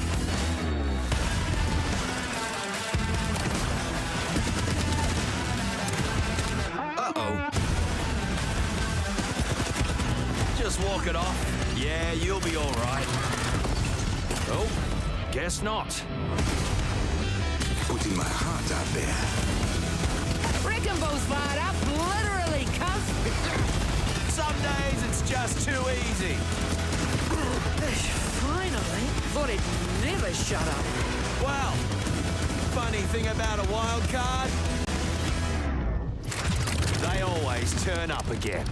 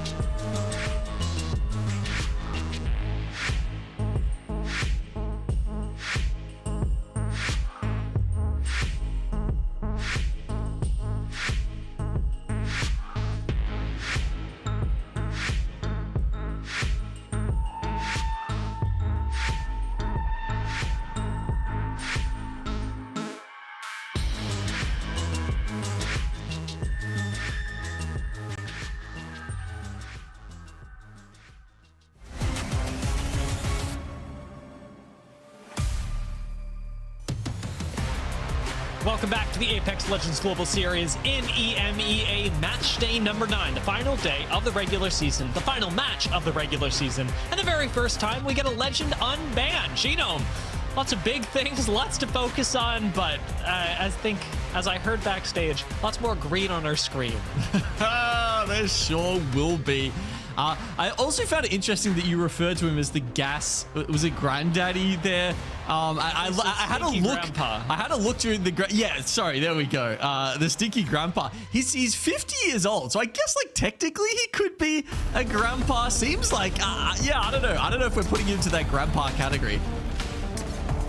Otherwise, I'm probably just feeling insecure about my own age right now. That's all it is. No. I think you're fine. I'll hang. I mean, I'm not 50 yet, so. This could be something to ask our players, perhaps. If they think that Caustic is old enough to be a grandpa. It all comes back to what the players think, feel, and experience. SJP2 experiencing the thrill of victory last game up against, as we noted, Take Flyte. We're now at a very precarious spot on the leaderboard. SJP2 much less so, and increasingly Legion Gaming, despite not having found a win, in a much less precarious position themselves. It is Legion and On Dogs that seem to have had the, in air quotes, best days so far in terms of meeting their own conditions for going to regional finals. Yeah, I mean, when we were looking at these well, sorry, yeah, just to focus on there, guys, Caustic is unbanned. We're just going to mention that again. That's why he does not have a cross in front of him. He was banned after game 1. But of course, when every legend of a particular class has been banned, the first legend to be banned will be then unbanned, so that you always have available to your teams one member of each class at the very least, no matter how long your match point series goes on. Now, of course, I think it's only possible for a controller class to get unbanned in a 6-match series, right? Because there's too many other legends in all the other classes, right? I will say, frequently I take the time to think about these things. I'm not going to take the time to think about it right now, but I promise that I'll do it later. At the moment, I'm really focused on what's going on in this game. For SJP2, of course, are victors of the previous round, and how it's impacting everyone else. Unbanned, I will think about later, I promise. But this is our last I'm right. game we don't need to think about it further. It's fine. Genome. Yes, it is. It is. It's the last chance for a whole bunch of these teams. What are we calling it at the start of the day? The fate of the 8, of which 8 teams will be joining the 12 that had already locked in their regional finals chances going into today. And as we've been mentioning to you, it's been chopping and changing every game. Legion, the most recent ones, who are currently sitting in 20th spot, if things stay as they are, which of course they won't, will shuffle around a little bit. But we have to wonder, you know, can they maintain that spot? If they slip down one, Killer Whales all of a sudden might nip them in the bud and make their way back up into the top 20. There's just so many possibilities. Especially with this zone being so far away from them again. Legion Gaming had a really good fight up against Ronin earlier that honestly could have gone either way. Ronin once again do get a ring console over in Cenote as the zone pulls us into the mill and downed beast area. You'd think that Na'Vi would have one of the best shots at playing this zone, and well, I won't say that's not what they're doing. The fact that they hit the ring, I don't even know if they hit the ring console. The fact that they landed and sprinted straight at downed beast says a lot about their game plan. Na'Vi are playing for kills, and that means that teams like SLR, VCGO, and even Roadhouse, who have now gotten into the area, are in trouble. So maybe Na'Vi were playing for zone all along. Who's to say? And we just have to keep our eyes on VCGO, on Legion Gaming, on Ronin, and probably on Pot as well. Those 4 teams really are worried about dropping too many spots in this last game and therefore dropping out of the top 20 especially if someone like OnDogs can have a massive run. And the other thing is, like, we've got different teams with SLR already going out, by the way. We've got different teams playing for different win conditions here, Dia. Sometimes in Game 6, it's like, oh, everybody just needs a huge game. But here we've got some teams, like OnDogs, need a huge game. Some teams just need to stay stable and do okay. And I think it's going to be interesting to see those different styles clashing against each other. Reminds me, honestly, a lot of match point finals, simply because your win condition can just be to stay alive, get a few more points. And for cybercats, that seems to be the case. Their defense against Citadel, however, not going very well. This drone does get broken, but out of ammo on the Mastiff and out of luck with the shots. Elonzi will fall, leaving just Ranches alive. Should be able to escape in this Trident, although we'll see what shots land from Citadel in the meanwhile. Trojan, however, find themselves in an engagement that seems to be going well, and Test Region will go down. With Test Region and SLR both gone, those are two teams that, coming into today, were basically mathematically eliminated from regional finals anyways. And while it is sad to see them fall, I'd like to appreciate what they've given to us this split. They really did come in here. They weren't just running everybody down. They were trying their best. And they've been working hard the entire split. So thank you very much. We'll see you in LCQ and onwards and upwards. Yeah, one more chance for those teams to make their way to Japan at the start of 2026. And as you said, that will be through the LCQ Avenue. 2 spots available for each region over there. I suppose, dear, one nice thing is that, you know, they're not ruining anyone else's chances, right? Like, they're not going to be that X factor running towards the end of this game where it kind of doesn't matter for them to some extent, but it matters so much for someone else. It's true, it's true. That's what I was appreciating about the teams, is that, you know, I think you do get a lot of squads that disband or that just play like it doesn't matter. True. And I haven't gotten that from either of these teams. SLR and Test Region, they've both been working really hard throughout the split, and even coming into today, I felt like we're trying to play their best games of Apex Legends. I think that's been something honestly really impressive about the teams that we've gotten in EMEA so far.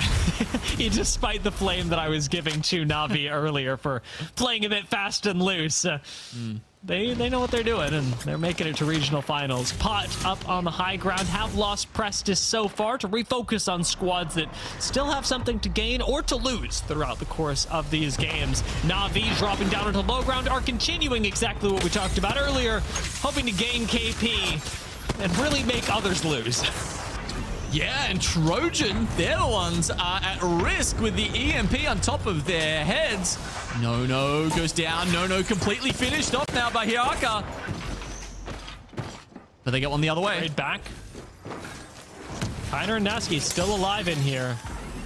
But like you say, with Nono unable to be rezzed, they need to somehow interrupt this res from Navi. Kiner can't do it on his own. Naski tries to peek out the other side, but Hiarka's back up. And this has gone from bad to worse for Trojan, especially as Slab continues to lay down the damage. Navi do have Hiarka down momentarily. They may be able to fix that, but with Kiner trying to res on the inside, it'll still be a fight advantage for Navi, who get away, still with 1 KP. It seems like not wanting to push their luck too much. Oh, but they should, dear. But they should, because as the zone pulls, this building has just gone up in stonk so much. As you can see, it looks, I mean, I'm reading this to be a, you know, just south of Down Beast sort of ending here, which means this building is exactly where you want to be. If, I mean, you know, you probably get bombarded by everybody, but that's what you've got to do to win the game. And Navi do eventually evict Trojan. Upgrade secured. Trojan, who I will say to their credit, have likely done enough to secure their regional final spot. They looked really good at the start of the day. They should be well and truly in there. Still scary to have them going down to Navi like that. Legion, though, need every point and every placement. Cannot afford to have a bad game. And are playing it extremely close right now. Holding the inside of this building with not a whole lot of cover up against Empire, who are besieging them from the outside. Sampe, after hitting this heal, may be able to finish off Liffin. who dips inside, only to very quickly go down. The fight between Ronin and Citadel kicking off as well. Nate on the Mad Maggie is already gone. Cracked gets slowed and taken down, and MG Clutch heads for the hills. We'll see if he escapes. And he does not. Ronin go down to Citadel. My stomach's feeling a bit weird after watching that that exit from Ronin there.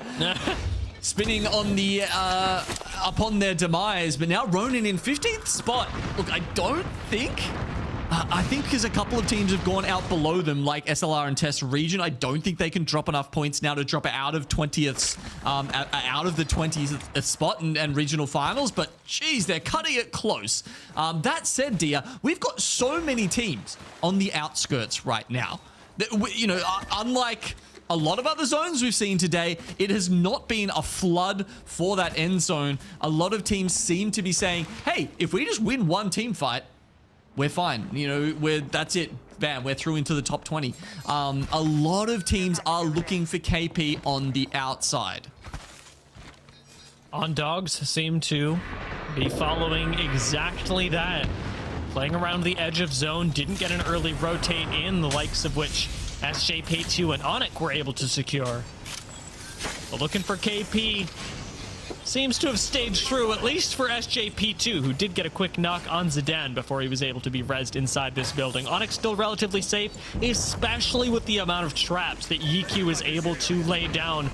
Interesting to see them now running a caustic when ONIC were avoiding this pick on World's Edge. That is interesting because I would say Caustic is actually stronger on World's Edge than it is on Storm Point. So that's a fascinating choice, but I guess it's because all of the other controller characters are gone.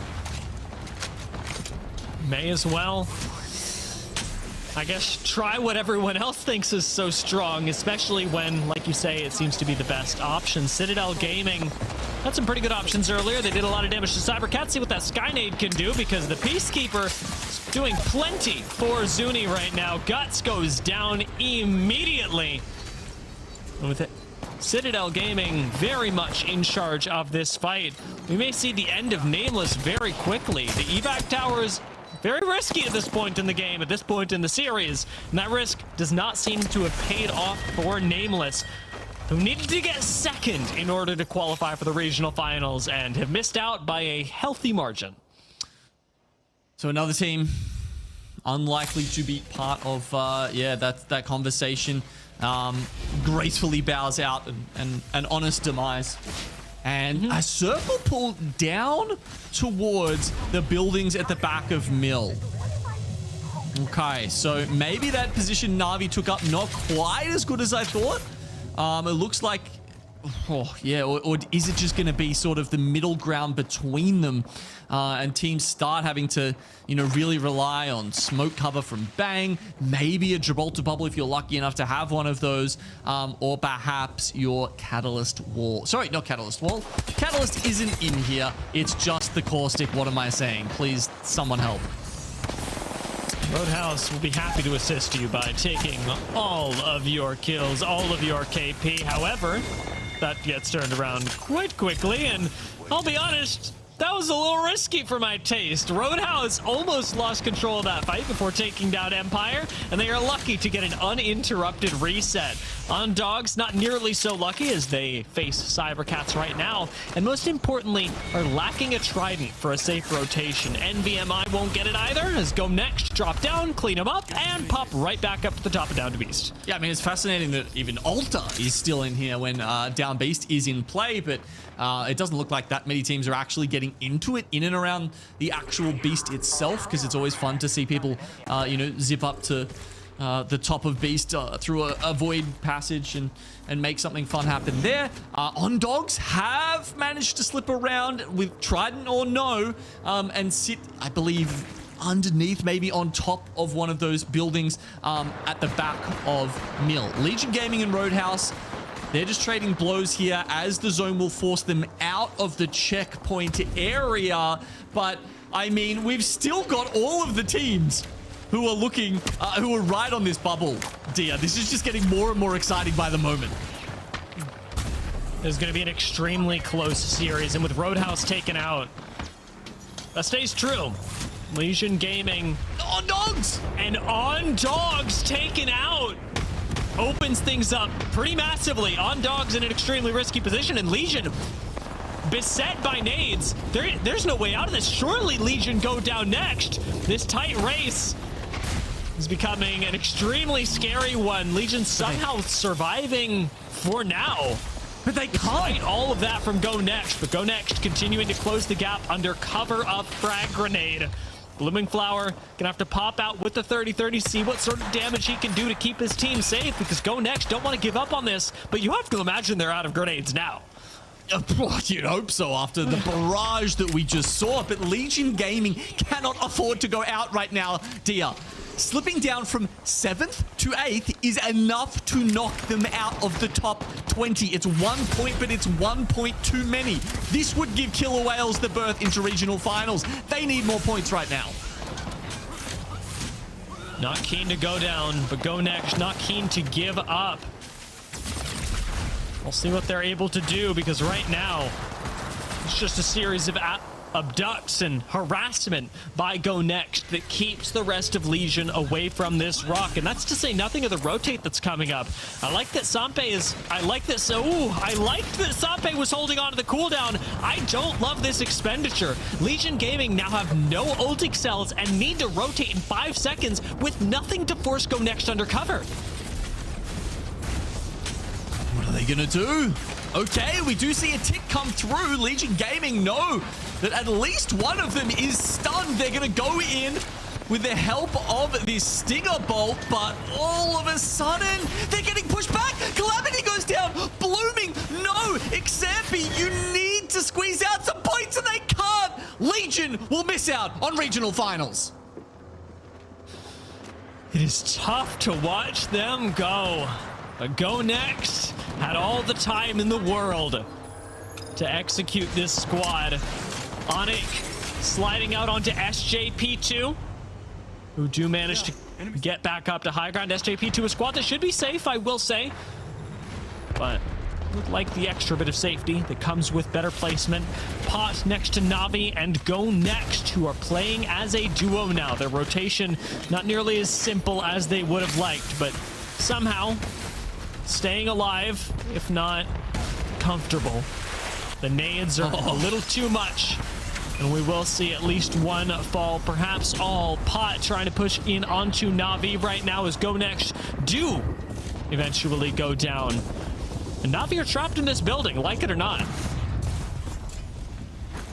The zone pulls very much onto VCGO. That building is going to be a beautiful spot for them to hold, whereas SJB2 and ONIC will be having to make their way north. Meanwhile, Taskmaster using all movement abilities he's got here just to try and get away from everything that Navi is throwing him. Oh my god, how many shots did he just hit through the smoke?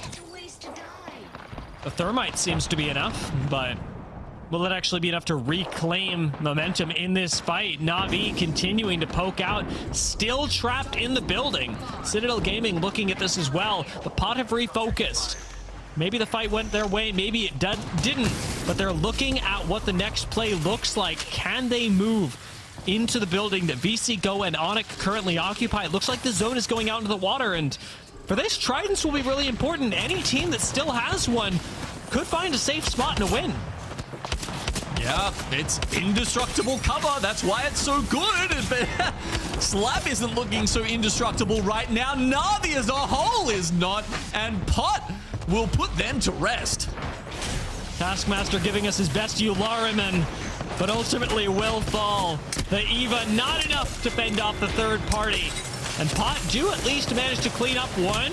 Hold on, maybe two, maybe a third, but no. Citadel take them down despite the near clutch from Pot. Take Flyte, fighting to stay alive, fighting for one more placement. Have ONIC up and down in fifth. It is unlikely that Take Flyte will be making it. SJP2 trying to climb up over the fence. Probably will. They would have liked to make it a little further, however. VCGO in the top three right now with Citadel and ONIC.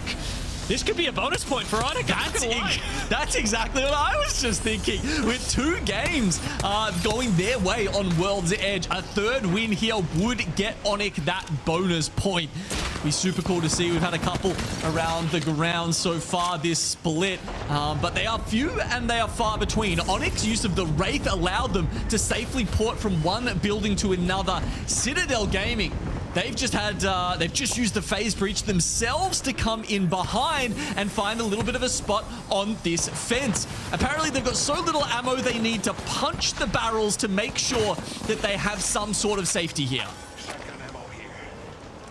Honestly, keep everything in reserve until the last possible second. I will note, ONIC have control of 2 tridents right now, and apparently control of this rock. Citadel not particularly safe, especially when Zidane is taking off angles like this. ONIC aren't even using the tridents. They're just using this Wraith portal. It seems to be on no cooldown at all. Zidane goes back. ONIC have a little bit of cover, but their win condition is, of course, to make VCGO and Citadel fight. EQ, he's got 3 of the 4 perks available to him on the core stick, and you can see they're going to start lobbing barrels at each other at this point because the core sticks are going to be everything as this zone closes in and cover becomes unavailable. Citadel look for their first win of the day. VCGO look for their first. ONIC look for the 3-peat. They are playing different games right now. Citadel playing right around the outside of the building. Have ONIC playing on the inside, hoping to split focus between teams, and it seems to have worked. God. Nobody is shooting at EQ. Nobody is shooting at ONIC. They are taking no damage from the rest of the lobby.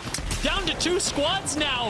It's 1 member of VCGO against all 3 wins from ONIC Gaming in the last day of EMEA. Someone ring the bell. I feel like there should be like a ding, ding, ding, ding. We just got a bonus point. Oh, man. 3... Was that? I don't know if that went out on broadcast as well. I did actually hear a bell there. Apparently, that's a button that we have. Amazing. Amazing job by ONIC. They're going to take out the day as well as, the 3 wins. Weirdly enough, oftentimes when you get the 3 wins and the bonus points, a lot of the teams somehow come second, but not this time. They've taken out the full dub as well. 90 points for them. It's been a phenomenal day here to finish off the regular season. I loved what we saw. Glitter watching ONIC get the bonus point in the end felt surreal, especially in the way that they did it, because that end zone is an extremely chaotic one. Yeah, ONIC came to play today. Okay, they made sure that even though they were already safe, and this is something that we haven't even really touched on that much because we've been focusing so much on the bubble of who was qualifying to regional finals at all, just because the teams that were safe in so far as having made it to regional finals doesn't mean that that was where it ended. They also were technically playing for that draft position in their POI draft. So now with a performance like that out of ONIC, that could potentially put them up in a better spot for their POI draft. And also want to point out that we need to remember that Zidane just joined this roster on the 9th.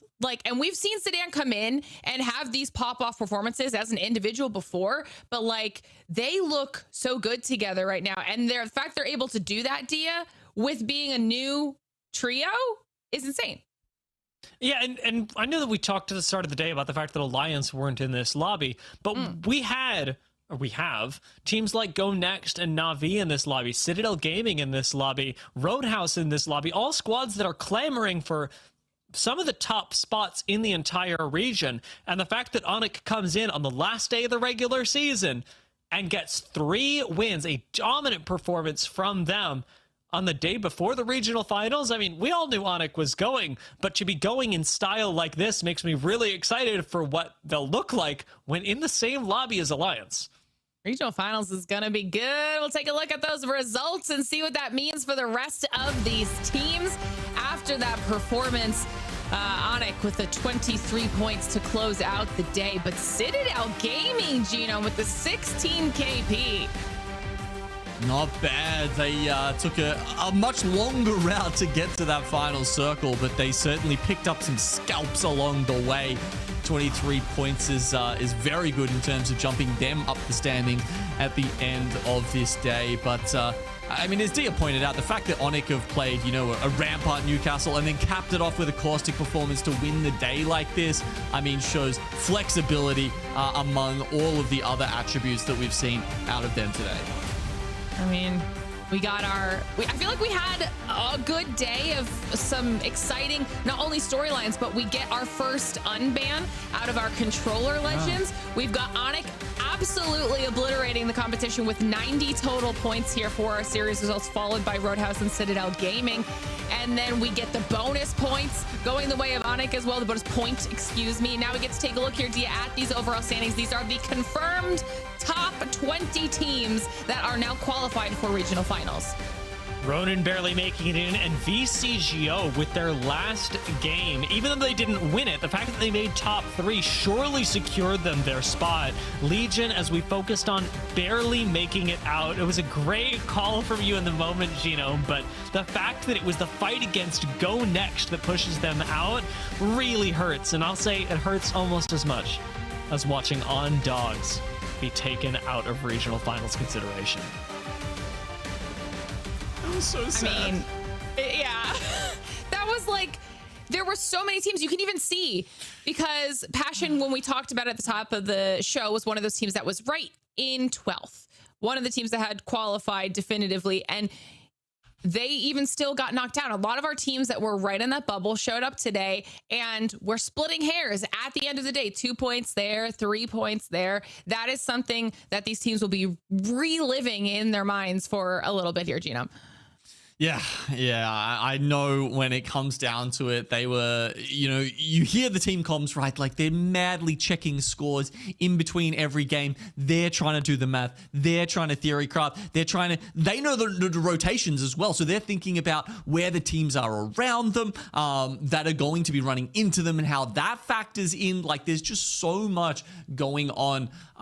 And it was, I was crushed. Like, it was such a good start for On Dogs that it felt like something that started out as very unlikely before the series started, all of a sudden became possible. But unfortunately, they just couldn't close out the day as well as they might have hoped. This close. I mean, we had a phenomenal day on behalf of quite a few of our teams, but we also want to take a moment here to highlight some individuals, because I'm excited to see how this actually shook out. It's time for our Sony InZone kill leader race. I want to see who is at the top of the leaderboard, and it's actually very close between Zidane and GQ Dia, 18 and 15 kills respectively. I mean, when your team is just slamming the lobby like this, I don't know what we're expecting. Zidane and EQ, of course, especially Zidane, really stood out, and I know that it's because he's on the flashier Wraith, but oh my lord, in endgames, it's so rare that we get to highlight a player as making huge, not just micro moves, but macro decisions that take your team to the next level in terms of splitting focus. It comes back to exactly what we talked about in match day number 8, about the importance of anchoring for your squad and how this unleashes everything else. In this case, Zidane, the perfect example of what a fragger should be doing in these matches. And ONIC really took advantage of that. Again, you highlighted it, Glitter. This is less than a month that ONIC have had together, and they are in form, the likes of which I think could challenge top teams in EMEA. Absolutely love to see it. A total of almost 9k damage for Zidane as well. I mean, this is insane, and that's including match number 5 where he got 0 kills. I mean, this was an impressive performance on behalf of ONIC, but specifically Zidane, and obviously Yiku right behind there in second place at the 15 kills as well. That is a way to go out, to say the least, in our regular season. I think this will also, in both a good and a bad way, definitely be putting a target on their backs heading into regional finals. A lot of these teams knowing who they need to be looking out for. So I think we had a very exciting day here in EMEA. Any favorite parts for you, Gino, on the day? The ban. You were very excited about the ban. I was. The ban. Yeah. Yeah. I mean, Corsic is very fun right now. I mean, I know a lot of teams wouldn't agree with me. I'm just kind of coming at this from like the casting viewing point of view. But those chaotic end zones where like you've got no space to play anything like that, I enjoy it. So that's why I enjoyed the 6 games with APAC North yesterday, and that's definitely why I'm enjoying the extra game that we were treated to here today in EMEA. Yeah, things always pick up, obviously, at the end of the season when everything's really on the line for these teams. And there's always a little bit of heartbreak, but lots and lots of joy and success that we're finding out of these teams. We had some really exciting storylines to follow today. And once again, like you guys had mentioned too, Dia, the bonus point for ONIC. Yeah, that bonus point is actually, I mean, really helpful in theory because, again, in theory, it makes a big difference for regional finals. I think it is more at this point in the season about sending a message because regional finals seeding is going to be adjusted slightly. It's not going to make that big of a difference for ONIC whether they got first or first plus a bonus point today, but it is really going to matter in the long term of ONIC cementing themselves as a top seed in EMEA and then seeing what they can do in the subsequent days. It's just so rare that when it happens, we have to go, like, the bonus point, sometimes it can force standing, sometimes it can move them around. With regional finals being changed, not so much, but the fact that when it happens, we can go, oh, wow, that's a crazy dominant performance is really what it serves as a signal of to me.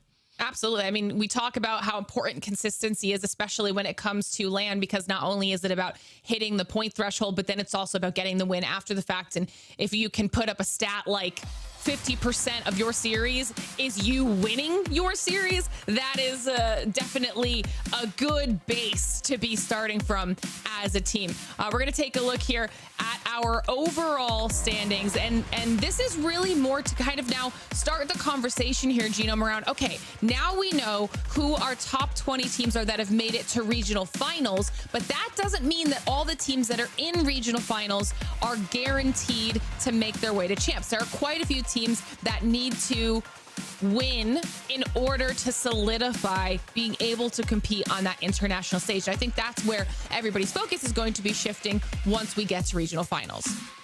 Oh yeah, it's only half the battle, if that. 20 out of 30 teams made it to regional finals. Your odds aren't so bad there.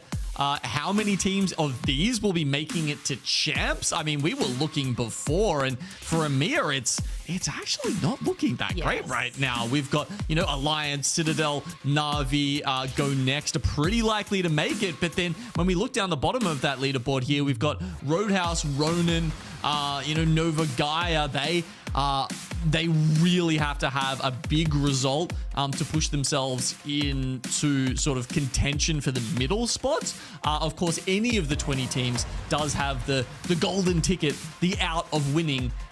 But at that point, you have to beat Alliance. You have to beat ONIC. You have to beat GoNext and make sure they're the ones not clinching it at the end of this. And it's a little bit weird because, they're going to win this, and then they're going to be like, there's probably going to be just a tiny tinge of sadness where they're like, well, this actually means potentially one less team from EMEA now will make it to champs if they do. And that's where everything that we were talking about at the top of the show really comes into play. If it is a team that wins regional finals that was already qualifying based off of their champs points as well, the spots start opening up past that top 24. So lots to be keeping abreast of, really trying to pay attention to all of our points and where they're going and how these squads are doing. And there's not a lot of time left for them to figure out their game plan. Before we say goodbye to everybody, though, we're going to be bringing in an interview, the man himself, the kill leader of the day. We've got Zidane ready to go for an interview. Zidane, welcome. What an absolute performance here today. Thank you for joining us. How are you feeling? Thank you so much. I feel good. That was a good day from us. We played very well. We had like a few weeks to work on what we have to do in Pro League, and we have short time to qual from regional finals or like LCQ. So we had short time to work. I'm happy that we made it and we actually work a day and played very, very well together, So I feel really good about the team. We all do like what we used to work on scrims, and stuff like this. So yeah, I'm very happy from what we did. I mean, you're looking like a team that is in shape to take regional finals. LCQ, like you mentioned, likely make it back to Japan, and for you, another chance to win. What has the roadmap been like for you? What have you worked on so far? What have been the biggest improvements, and what do you still want to improve on moving into what is hopeful to be Japan? So basically, what we worked the most, it was the comms together in the team. Work on what we can do together, what is the best thing to do as a team together, because not every team work the same way. So we had to work a lot, like watching VODs, what we can do, watch what we can do, and see how we can work on the meta. So that was like a lot of stuff to work. Basically, the first thing that was like the most important was the comms. We had to work on the comms so much, and that's what we done. And I think that's one of the most like important thing in the game, and made us do very well on every day we done on Pro League. Look, we had a first in Pro League today, Zidane. We had Caustic unbanned in Game 6. Now, you guys were one of the few teams who weren't playing that to start the day off with, right? You were playing Rampart and Newcastle, and obviously you were, killing it on the Wraith the whole day. What did you guys have you got a lot of practice in on Caustic, because you've been going for the Rampart Newcastle stuff, and was that a complete surprise to you and you were just like, oh, we better pick it because it's strong, or have you got enough reps in on that to then bring out the win there in Game 6? The thing is, like, it's kind of a strategy, because I think Caustic is very very good, but in the other way, sometimes it is not because of some other character, So at that point, we had to play Caustic because we need the beacon. And if like everyone play Caustic and we don't have anything to go against it, we just have to play Caustic as well, So we didn't add a lot of choice, like a lot of other character. So yeah, we just had to pick it because that's how it works and that's what we had to do, That was done basically like a lot of strategy behind picking Caustic on Game 5. Game 6, sorry. But yeah, we had to do it. Like that was like literally something we had to do. Nothing much. But we work on Caustic already. We played it on Scrims. And you guys looked absolutely incredible making all of those choices. Now, I do notice you've got the chair behind you, okay? That championship chair is there. Are you looking forward to the opportunity to make your way to Sapporo and kind of, as an individual, really defend your title? Absolutely. I really want to work on going in Sapporo and win again, because I don't know, I feel like I can do it. Even like now with this team, that's something I can do because I feel really comfortable with them. I know we can work. They work really well and we are a good team. So yeah, I really think we can do it. Everything's possible. We showed that it's possible. We won a LAN already with a team that no one thought we could do. So I think that everything's possible. I'm going to give my best to do it. And yeah, I want to win again. So that's what I'm going to try to do. Well, you guys definitely are in a position to absolutely do that. So congratulations again on a fantastic last day of the regular season, and best of luck at regional finals. Thank you so much for jumping on here and chatting with us. Thank you so much. I love it. I love it. What a day. It was lovely being able to talk to Zidane, and now it's time for me to get some final thoughts from you guys. EMEA is done. We're now looking towards regional finals here, Dia, determining which we've already mentioned, the limited amount of teams from EMEA are going to be making their way through to champs. So like there's a lot of the line for this region. There is. I mean, I'm really excited, of course. Like, who wouldn't be after having watched these teams and players try their hardest to make it to Japan?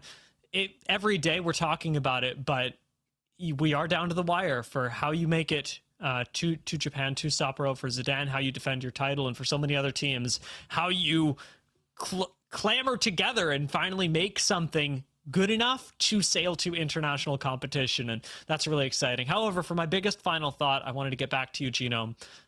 We can have unbanned Assault Legends if we really want to. It's possible. But I thought it was important to circle back to that because I did have to move on in the last game.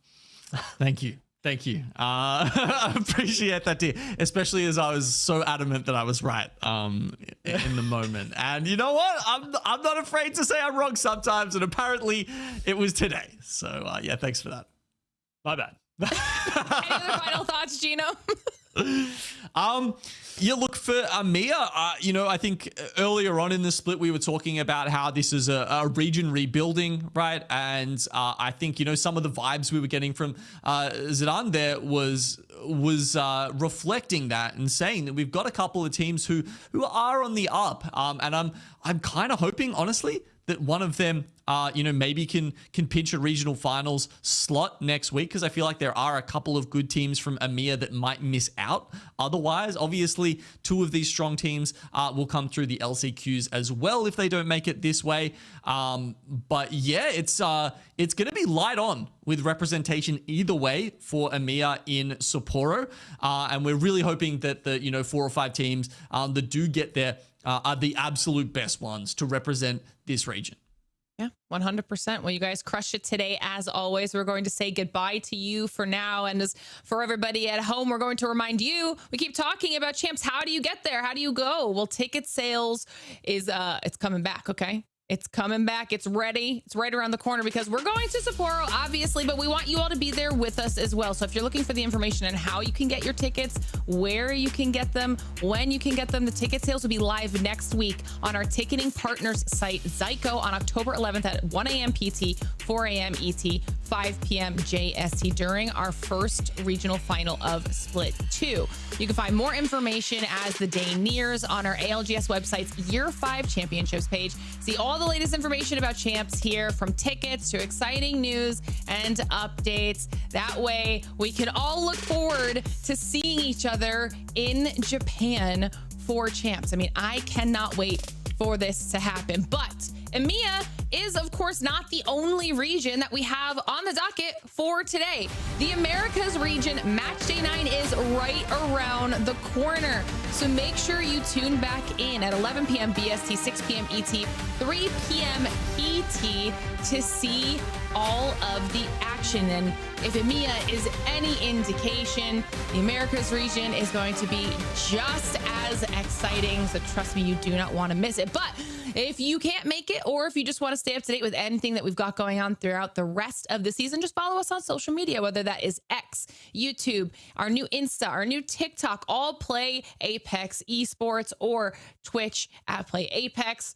That way you guys won't miss a single second of anything that we've got going on. Plus, there's some really fun content for you to check out over there as well. For now, enjoy your break. And when we return, we will find out who from the Americas will continue on to their regional finals. So we'll see you all back here in just a short while, legends.